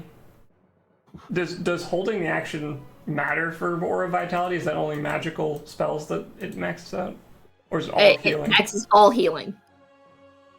Okay. Cool. So I will bonus action... Healing word. This. Or sorry, Beacon of Hope. Oh wait, I can't hold both. One of them's getting wasted no matter what I do. Yeah, it's targets regain the maximum number of hit points possible from any healing. You know what? I'm just gonna use the potion now. Just because I can't hold them both. They're both that use 2 reactions. Oh, I thought that it was a reaction for healing word, and then the action would be the potion. That's what I'm saying. I gotta do potion. I just can't hold the potion for aura. That's all. Okay, so I run over to Barnaby and I'll dump the potion as my action. Okay. How much you getting? Let's find out. Come on, Barnaby, we need some good shots. Don't you fall on me. 15 health for Barnaby off the potion. Big potion.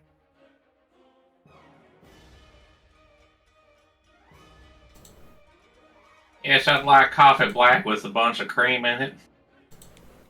Yeah. And then I will hold a healing word, bonus action, or reaction now, I guess. Okay. At 6th level to avoid dread. Also, my 6th level spell is a charm effect, so it doesn't do anything in this battle. Targeting... Maybe John, though. I mean, John is down. Yeah, I'll target John with it once it procs. Yeah. That will take us to the first legendary action. He's gonna kill Barnaby? How? Alright, this feels less mean, but still mean. The dragon is going to lean down. He's going to get right into your face, Burberry. What? And he's going to utter another blasphemous word. So I need you to make another con save.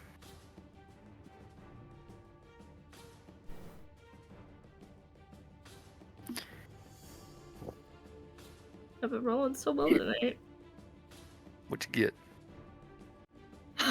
It's fail. There's no way this passes. What'd you get? What'd you get? What'd you get? And it succeeds by at least 5. I rolled a 2. Oof. Does anybody have any inspo? I really don't want to get frozen. I already used mine. Fuck. I already used mine, Okay. unfortunately. I gave mine to Noel. I used my last one to pass that last con save. Or deck save. Well, All right. Let's see what happens. Burberry, this time the blasphemous word actually takes root deep in the pit of your stomach, and you are stunned Yep. until the end of his next turn. Well, I think called you. Noel can go ahead and use that thing then, because I can't. He leans down, gets right in your face, like, you little bitch. Correction, I'm 2 little bitches. seeing that he called Burberry a little bitch, I will healing word John at 6th level. It won't be max health, but whatever. Sure. I'll tell you what, 2 rounds and I want to heal. fucking ended me. Yeah, 1 second. You cast a spell 2nd or higher, increases by 1d4 for each slot. So I roll 64 then. That would be I mean, he almost killed Kiki in 2 turns. 2. If that makes you feel any better. Oh no, it's not the hit points. Like honestly, with the amount of damage he's been outputting, he could probably just completely knock me out in 2 turns. But I meant like in those 2 turns, everything I did was just like. That's how I felt, dude. I have rolled I've had disadvantage, and I have rolled so shit. Oh no! But these aren't rolls. I know. It's the. Okay. Wait, hang on. So I have a question for Keaton, really quick. Mm-hmm. So your problem is you can't hit him, right? But if you I did no hit him, longer have disadvantage. Finally, for the first time in 3 rounds. okay. I was gonna say because if you could hit him, could you do a bunch of damage? I usually put out like 30 damage, but we haven't been able to land attack on him in like. Because technically, one time I can transfer the damage to someone else. It doesn't matter as long as you hit the original person. Interesting. Well, John, you Jesus. gained with my 6th level healing word 19 hit points. I rolled 19? John is awake. real bad on that. Okay. I rolled 1, 1, 1, 1, 2, 4. Oof. Wow. No, wait. Well- we're pretty close to that. There was an extra 2 in there. So that triggered off the legendary action. So that'll take us to Burberry's turn. It was Stunned. So you are incapacitated, cannot move, can only speak falteringly, automatically fail strength and dex saves, and attacks against you have advantage. Okay, so I have a question. Since I've already cast Sunbeam, can I still not use it? It says I can't take actions or Correct. reactions. Yeah. And that would be as my action, so. Yeah. Okay. Again, because I've Does that been mean using concentration smudge. breaks on it too? Or no? That is a good question. I mean, I rolled to hold it, but like, I'll be real. I don't for flavor it might matter, but for Being stunned, I think it might end it. Yeah. Well, it wouldn't matter because I'm not going to be using it next turn, even if I add the action. Well, it is dropped. An incapacitated creature does lose concentration on spells. Yep. So, Sunbeam is down. Well, you know what? I'm glad that I got stunned before I used my beacon of. Oh, is that would have just dropped it immediately? That's true. Oh, I should have waited. Okay, so that is Burberry's turn. You are stunned until the end of this guy's next turn. As his final legendary action, then, he is going to attack you. Yep. With advantage. Yep. Okay, well, it hits. Mhm. That's a 30. Mhm. So, Burberry takes some damage. That's going to be 16 slashing.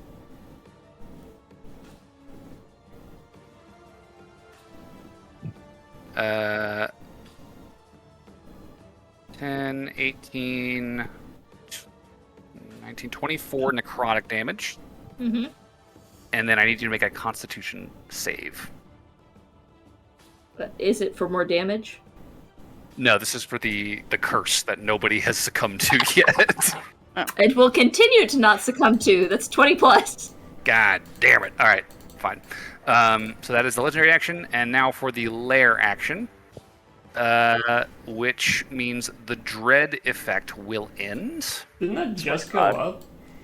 It went up last round, and nobody did anything. You guys were holding spells. Oh, okay. It would have done something. It would have done something, but it didn't. So he is going to throw up a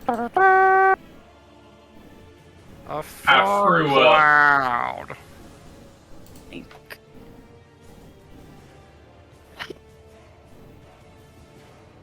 I can't stop that. There's nothing I can do about that. That brings us to Kiki. 17. 18 doesn't hit, right? 18 total? Yep. 18 total does not hit. I got a 5. And a 4. Yeah, those mess. Okay. I have no legendary action, so he is not moving anymore. That takes us to Barnaby. Or no, John, excuse me. John is conscious. John is on his back. Yep. You may stand up and do something. I will stand up. And how far away is the dragon from me? He is literally standing over you. Oh. I'm gonna attack his ass. All right. You are wrapped up in a fog cloud, so you do have disadvantage. Stupid fog cloud. Well, let me check something. I've never hated fog clouds so much in my goddamn life. fog cloud's a bitch. Yeah, It would be great if they were actually casting fog cloud because I could do something about it. But it's a lair action. Also, the thing I can do doesn't work if the fog cloud is there because I can't see anything. Yep. We can't do anything. So. Yeah. Okay. Anyways, I'm attacking him. I'm using. I don't care anymore. I'm just using my reckless attack. Go for it. Okay, so that is 19 to hit. 19 will just hit. That is 2d6 plus 8. So... Oh wait, did my rage go off? If you're unconscious, yes. Okay, when I rage again on my bonus action before I attack. Okay. So that is my giants might go off. How much damage was that? Sorry, I was just checking. Did my giants might go off because that affects my damage? If giant smite goes off when you fall unconscious, then yes. I don't think it does it? I think it's just it lasts for a minute. It lasts for 1 minute if you're small or larger. But does that go away? If it's not a spell, it might. Doesn't say it does. Just says says it lasts for a minute. All right, you're still technically giant. Okay, so that would be 14 damage. 14. Yep. Okay. And then I am going to attack again. Okay. That is 9 plus 8 is 17. That doesn't hit, does it? 17 does not hit, no. Okay, can I action the surge? You could. I will action surge. And attack again. Okay.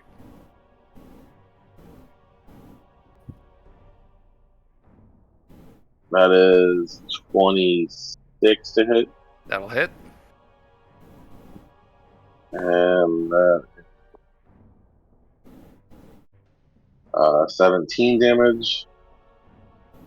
And then extra attack. I can use extra attack again or no? Yeah, I would. Okay. That is 19 to hit. 19 will just hit. That's 17 again. 17 damage. Okay. So 17, 17, and 14.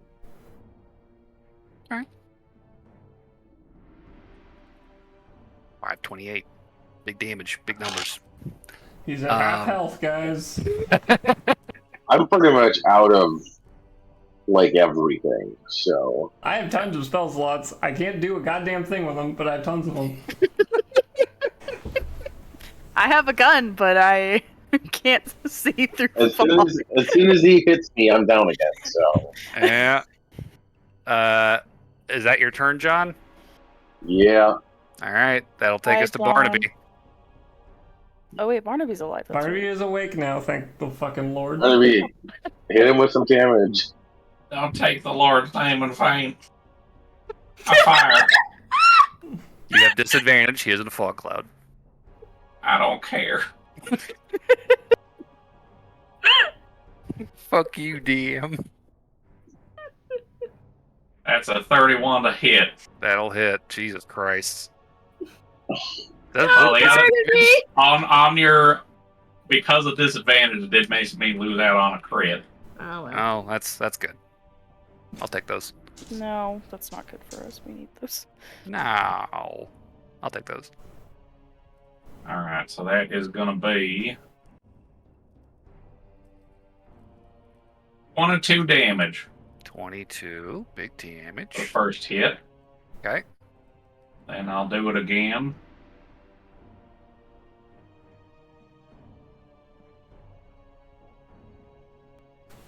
And that will be a 18 to hit. Wait, no, 18 plus my bonus, right? I was about to say 18 won't hit, but with extra shit, yes, that will hit. Yes. So with that, it is What size category is he, by the way? Huge. 1 of 5. 25 damage. Yep. Okay. And I am gonna have my boots kick me up into the air. All right, just 30 feet up. Yep. Okay. Actually, I'll just do 10 feet so I can move back a little bit. Okay, and then scooch. Yeah. Fair enough. Oh no. That will take us back. I got a lump on my head.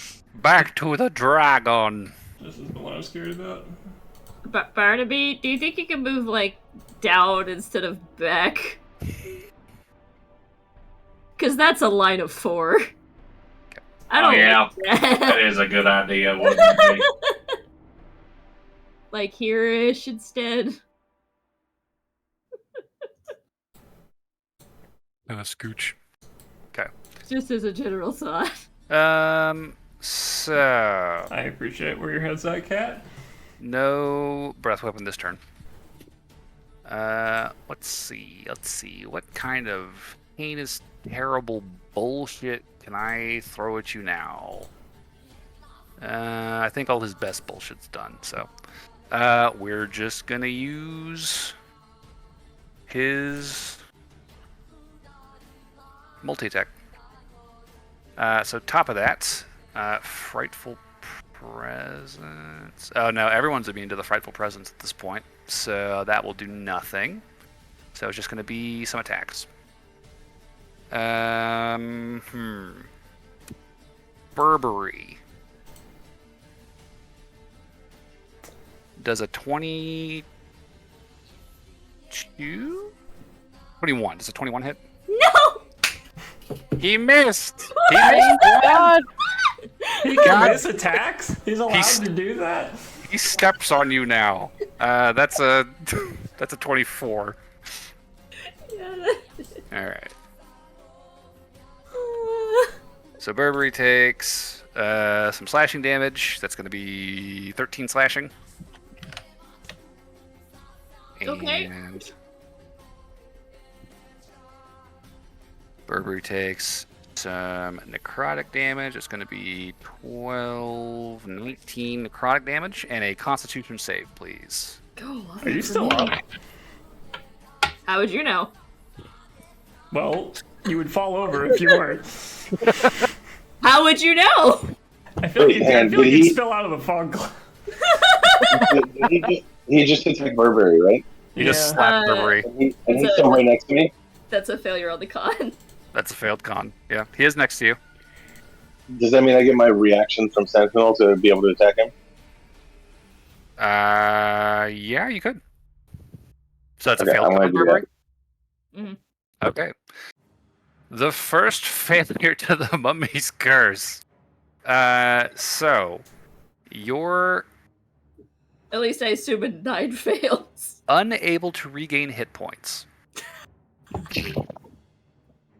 Just ever? Until the curse is lifted. Until the day you die. And your hit point maximum decreases by 10 every 24 hours. All right, bye, Burberry. It was great knowing you. I got a 20 to hit, and I did 14 damage. 14? Okay. And Sentinel still kicks off, so his movement is 0 until the end of my turn. Okay. Also, how long is so- Burberry stunned? He would not be stunned anymore because he's, I think the end of the dragon's turn. Burberry, are you still alive? Who knows? If you So that aren't, is- did you remember that you would go back up to 1 if you go to 0? Yes, I did remember Okay, good. Well, they're probably unconscious then. Okay. So that was John's But thank you for remembering my character again. sentinel I attack. just said we Alright, so he forgot can't that like move. 12 times. And then with his last claw attack, he's going to attack John. Does a... Nope, that actually doesn't hit. That's a dirty 20. Well, so much for that. That was his turn, and he can't move because John hit him. So that'll take us to Noel. I can't see that Burberry's out. Wait, doesn't the lair action That's not till after my disappear turn. after Burberry? After Burberry's initiative. Oh, gotcha. The one time having the spellcasters at the top of the order. I'm Absolutely. gonna be honest. I think this lair action. I think this lair actions are what's screwing us over more than the dragon. It's just, Oh, well, yeah. He basically has invisibility Every other turn. constantly. Yep, basically. So, and it's uncounterspellable invisibility, which is lovely. Yep. Cool. Now I was gonna turn to a Tyrannosaurus Rex. Fuck it. I He's doing an Aloran! Fuck everything about this guy. I'm gonna just bite him until he dies. Alright. Oh, you're huge now, too. Alright. Alright, so you just charge into the fog cloud. Noel turns into Just- an albino Tyrannosaurus Rex with red stripes and he just starts biting at the first big thing she comes across. Sure. Go ahead and roll to hit. Disadvantage, correct? Yes. I can cannot make see him. 2 attacks. One with my bite and one with my tail. Oh. 17. 17 will miss. Cool. Tail attack.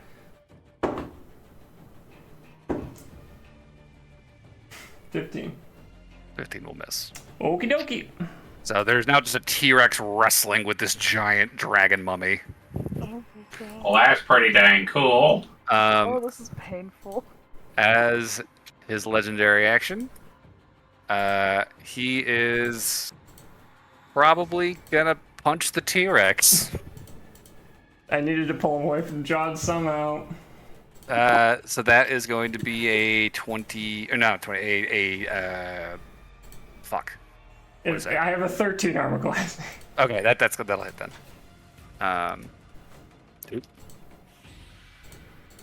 All right. 16 slashing. Okay.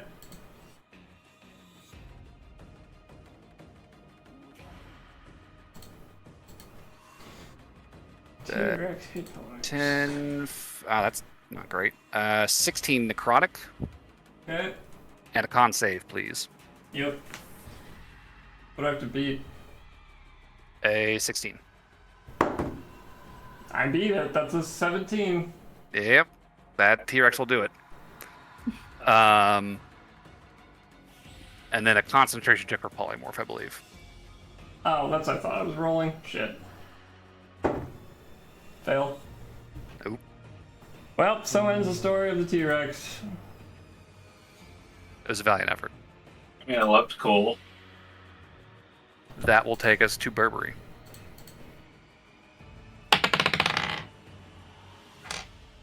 Oh no! Oh my god, thank you. What the fuck? You get 1 hit point, Burberry. Hold up. This is wacky ass shit. If you take away this nat 20, DM, I will never forgive you. God, for real though. The mummy's curse doesn't apply to kobolds.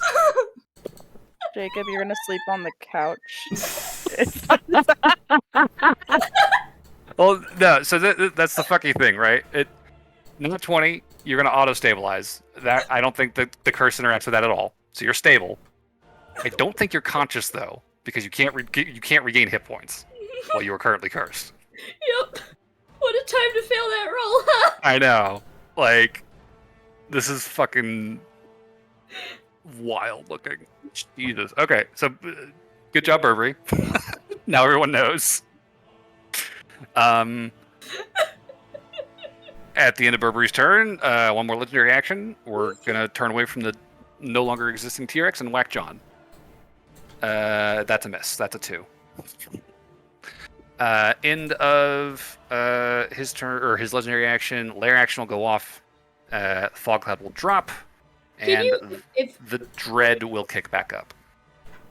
If he decides to murder me while I'm at 0 hit points, can you make him roll to see if he even realizes that I'm not dead? That's fair. He's dealing with the motherfuckers who are currently in his face still. Wait, how does Burberry ever get conscious? I guess I don't. I have no fucking idea. Are they just in a coma forever? What about temporary HP? Does that stop temp HP? I don't think that gets them. I don't think that counts as stable or like conscious if you have 10. That would not make them conscious, no. I can give them that. Yeah, it doesn't do anything. Of all the people for it to happen to, it's the person who can remove curses. A Lord could remove curses. I mean, I can put a band-aid on you, but it won't stick for some reason. Keeps falling off. Well, we will address this in a moment. The dread is back up. It is now Kiki's turn. The fog cloud has fallen away. Can you hit? Actually, fuck this dice. And for you, Pete, what happened was right before the fog cloud went up, he actually did get me to 0, and I used Indomitable to go up to 1 hit point, but then the fog cloud went up, and then he smacked me. Oh, damn. I finally hit, guys. It was an 18 plus 8. The Lord. How much? All right. You did it! Roll damage. I did it. Siku's dice. They're nice to me. Oh yeah, those are good dice. You should be using those. Those are very good dice. 8 plus... Need all the help we can get. 14. 14. Oh my god. Oh god. 22. 32. And then 30. I have... 32, 32 damage? But I have D6s. Okay. How much is that gonna be? 35. Also, I do like the logic that this dragon's just like, let's see if you can handle this big thing by facing me off first. I'm gonna cripple you permanently. That'll make you good for fighting. And you stand against me. Well, their civilization collapsed. 43 damage. 43? Jesus Christ. Damn. Okay, Nice. so that's... Okay, I'm rolling again for Kiki. You don't need to. How would you like to do this? Thank God it's What dead! was that, like 650? Kiki mercifully overkilled it with this last piece of damage. Oh. Total hit points were 612. I think she just wants it dead. She's just like, my god, just fucking die. Pew, pew, pew, pew, Just pew, straight pew. through the eyes. Yeah, basically, just fucking die. Fucking die. Yeah. With this last hail of gunfire, you see this mummy corpse begin to convulse, violently shaking.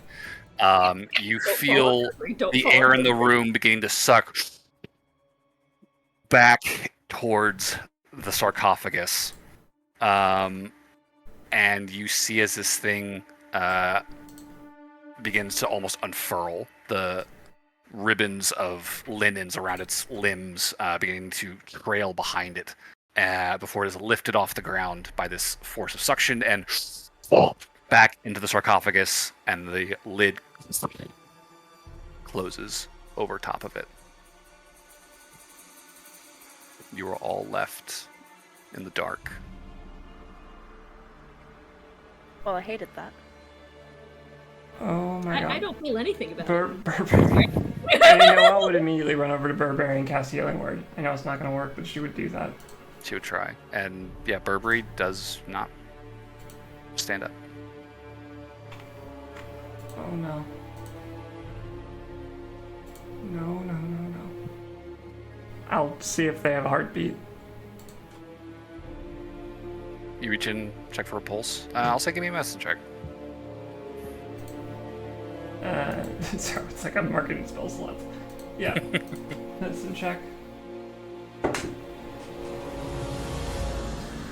14? This music is very intense. Faint, but there's a pulse. It's something gritty.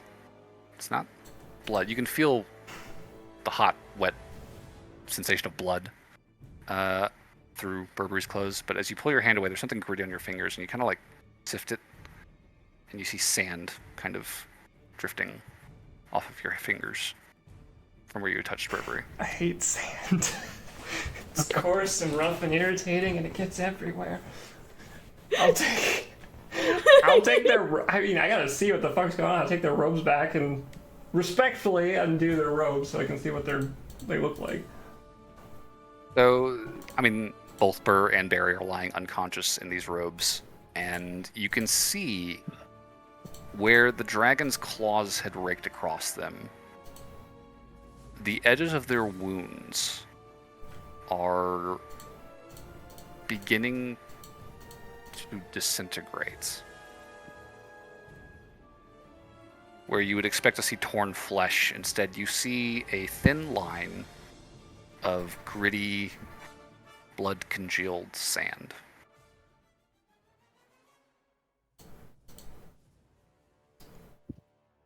Okay.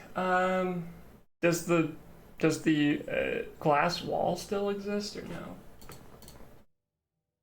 As you are sort of collecting yourself in this moment after the battle, you look around, and the chamber is still dark. As far as you can see, the I'll wall take out is the still drift globe and set it to there. daylight. And as you do, you would see the brazier, this basin, the gold basin where you made your offerings, ignite again. And a gently undulating flame begins to sift back and forth. You see that incense begin to fill the chamber again, and once more, you feel the immense presence of this specter of a dragon looming over the sarcophagus.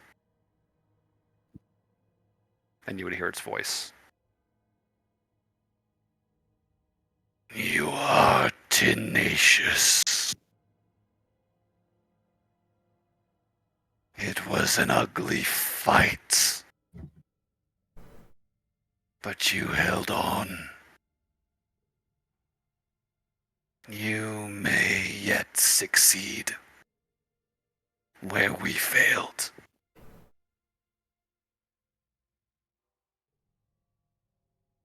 My blessing. Good luck.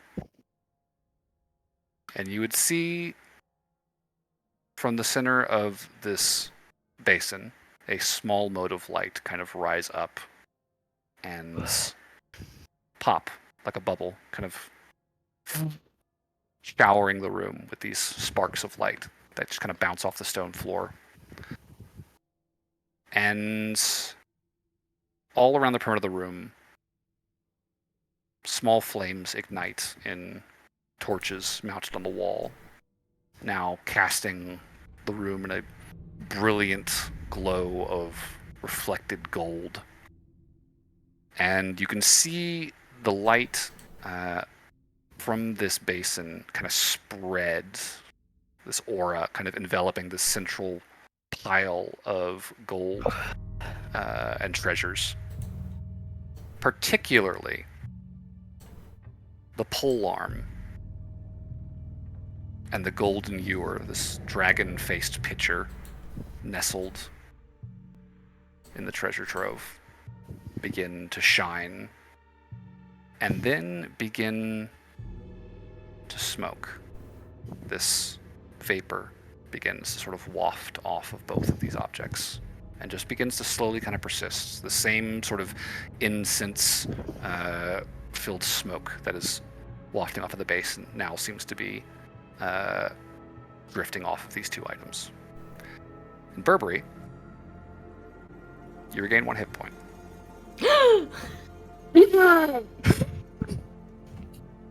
As the specter of Mezaxes lifts his curse on you. Barry gets up and goes, God, I hate it when that happens. Oh, shit. And I will immediately cast Cure Wounds on myself at level 5.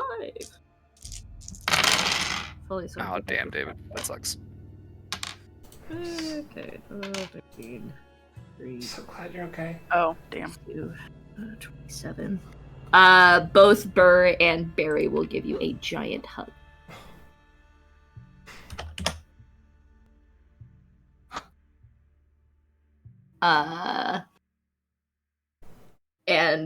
Actually, sorry. Barry gives you a hug, and Burr goes, You know what? You're right. That did suck. I mean, I always thought you were what's the word? Anxious? I don't know. No. Do you mean exaggerating? Yes, that one. I always thought you were exaggerating, but I've never felt so many bones pop at this. Oh, that's still broken. I shouldn't move that. Well, I'm so glad to hear your voice. We'll get you fixed up, Burberry. I'm gonna vote we don't do any more dragon tombs for a while. That's the last time we're ever gonna go spelunking, I promise. Caves every time. Does everybody else okay? Are you okay? I'm okay. I think you probably look around and see Barnaby and John and just messes, I imagine. Iki probably also looks like shit. She got zapped earlier. Bloody all over. It's like, I'm okay. then I will take, I'll switch out stuff, and I will take the 10 minutes that it takes to cast Prayer of Healing. Wherever that is. I know that I have it. I know that it does stuff. How do I keep losing my spells? I even alphabetize them. Prayer of Healing. You should check in the P's. It's just a lower level than I thought it was. 6 creatures of your choice within range gain 2d8 hit points, plus your spellcasting modifier. So I'll upcast it to level 4, so it's 4d8. Okay. So 8, 16, 14. So that's going to be 22 hit points for everyone. Sweet. Thank you. Yep. That was oof. So what's with the smoking stuff? Oh, also, hi Kiki. Yeah, we have Kiki to thank. She's the one who killed it. Oh, I already know. No. I already know about that. It's okay. I saw you guys boning. Okay, so Barry had like an entire like adventure on his face. Like, it moved from anxious to surprise to vague relief to horribly, like, mortified. And Burr just looks smug. Yeah. That sounds about like- right. Yeah. It's okay. I was curious, I followed, and wish I didn't, but here we are. Oh yes, you paid for your mistakes quite spectacularly, I must say. I did. I really did. There's Well, no I doubt. I guess you survived initiation then, huh? Is this what you'd call initiation? Well, what else would you call it? A disaster. I mean, it can be both. It technically could have gone worse. Oh, it could have gone way worse. And we get smoky. I think those are the things that it's letting us take. Yeah, there is sort of almost like a wreath of this incense that's now kind of surrounding that central pile of loot. The two items in the middle, in particular, are sort of emanating their own particular sort of columns of incense as well. But you definitely get the sense that this has been awarded. I imagine we will Okay. take stock next session, probably. Yep. I can quickly summarize what you find here. There's gonna be. Um, And hey, we're even okay for the Platinum Brotherhood because the guy said it was okay. Yep, we got permission from the Leave it to us. So there is a shitload of gold pieces here, lots of gems as well. There are several art objects, bracelets, statuettes, I think vestments. If it's okay with everyone, if we just take the items that we were granted, unless like the money in the middle was also granted to us. That whole central pile of loot seems to have been awarded to you. Okay, all right, that's fine. But beyond that, That's yeah. If you guys want to try and take other shit, you're welcome to. Well, if we just fight him 6 more times, we should get the whole room. No. Bad idea. There are 1, 2, 3. It looks like 4 vials of liquid nestled in here. Potions and oils of some kind. There is a small bag of powder, which smells very strongly of pepper. Yeah. There is a ring, which you noticed earlier, Burberry, shown with a pretty potent magic. There is also this pole arm, which, as you pull it out, appears to be a glaive wrought in the shape of a dragon. Its open mouth sort of encapsulating the blade of this glaive. Oh, you get to be matchy-matchy. And there is a golden vessel with a dragon's head around the mouth and the stopper. These 2 items were what were sort of wreathed in this incense. Cool. I assume you guys will identify these at your first opportunity. Yep. And we can kind of hand wave that as you will probably go reconnect with Professor Hoosier and the other team, let them know, hey, it's done. We can kind of cover that exact interaction next time. I will, since the request was made. I copy down the wall. Yeah, for sure. Like I said, we can handle the actual roleplay fallout from this next session, but to cover what you were actually given, once you guys get a chance to identify these, you will see that what you have in your possession, you have a potion of climbing, a potion of greater healing, and a potion of supreme healing. You have oil of slipperiness. Could have used that at the orgy. Dust of sneezing and choking. Never heard of that one. A ring of regeneration. Okay. There is a scroll in here, I should have mentioned, that was in a small wooden case. The scroll appears to be a scroll of draconic transformation. Ooh, cool. Damn. And the glaive and vessel are called a Wakened Dragon's Wrath glaive and a Wakened Dragon vessel. What's the long and short of what the dragon vessel do? The dragon vessel does some stuff. As a bonus action, while it's empty, you can speak a command word to fill it with a liquid of your choice. Ale, olive oil, mead, wine, a potion of healing, potion of greater healing, potion of superior healing, potion of climbing, potion of fire breath, or a potion of flying. Once used, it cannot be used again until the next dawn. Damn, one free greater healing Maybe potion. That's glue? it? That's the Wakened Dragon vessel. Cool. The Wakened Dragon Wrath glaive. Olive oil. Glue! Feels like a waste. Glue. Glue. Sovereign. Super glue! Sovereign glue. So the glaive has a +2 bonus to it. On a hit, it deals an extra 2d6 damage of the type of dragon it is tied to, which will be a lightning dragon. Cool. Whenever you roll a 20 on your attack with this weapon, each creature within 5 feet of the target of your choice takes 5 damage of the same type, so lightning damage.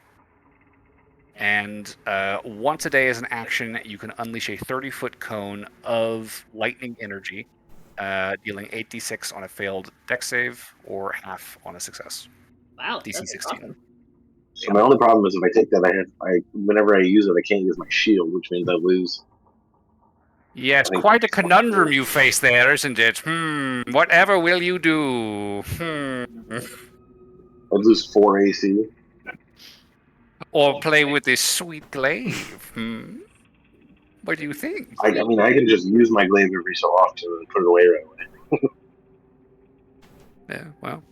At any rate, that is what you are finding here. I will post all of the loot in references so that you can see. This will also include all the gold totals. Cool.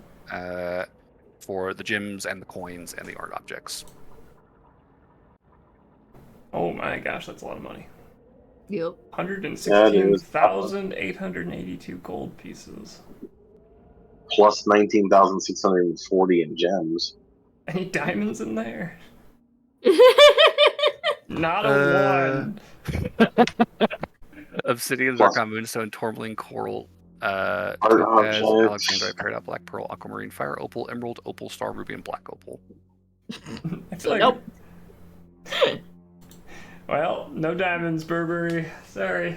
I mean, it's okay. We're all right. Just- You've got material to trade That's for diamonds. true.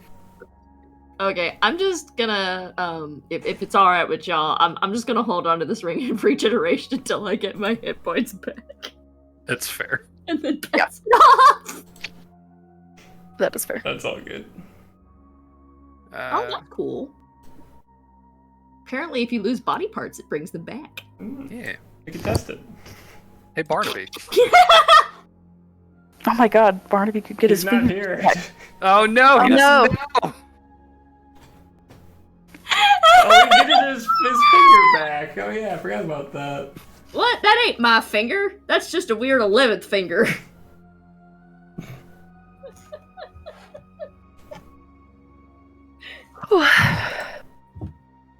So, that is the loot. We'll cover roleplay next time, and Okay. we'll wrap the session there. Wow, we Do went we late. have an MVP vote for tonight? Geeky. I gotta give it to John on this one. Kept him reined in. Yep. I'd give it to John, I think. As I was literally useless for...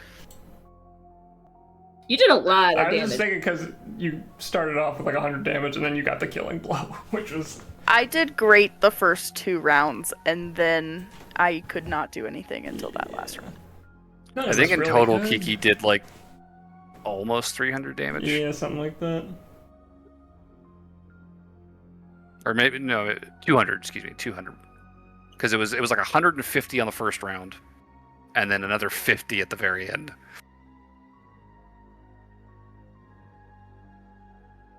So, fun fact about this monster. Wait, who had MVP? I mean, we've only got one vote for everybody so far. I said John. There's 2 for John. Oh, 2 for John. Okay, well, it sounds like John's getting it then. Okay. And everybody's used their inspiration. Yup. Yeah. We're back Everybody to needs inspiration. restarting on that. Oh, do we get to level up, DM? Yes. Let me let that. We are leveling to level 12, guys. Yay! Good job. So yeah. This is the end of the adventure. Congratulations.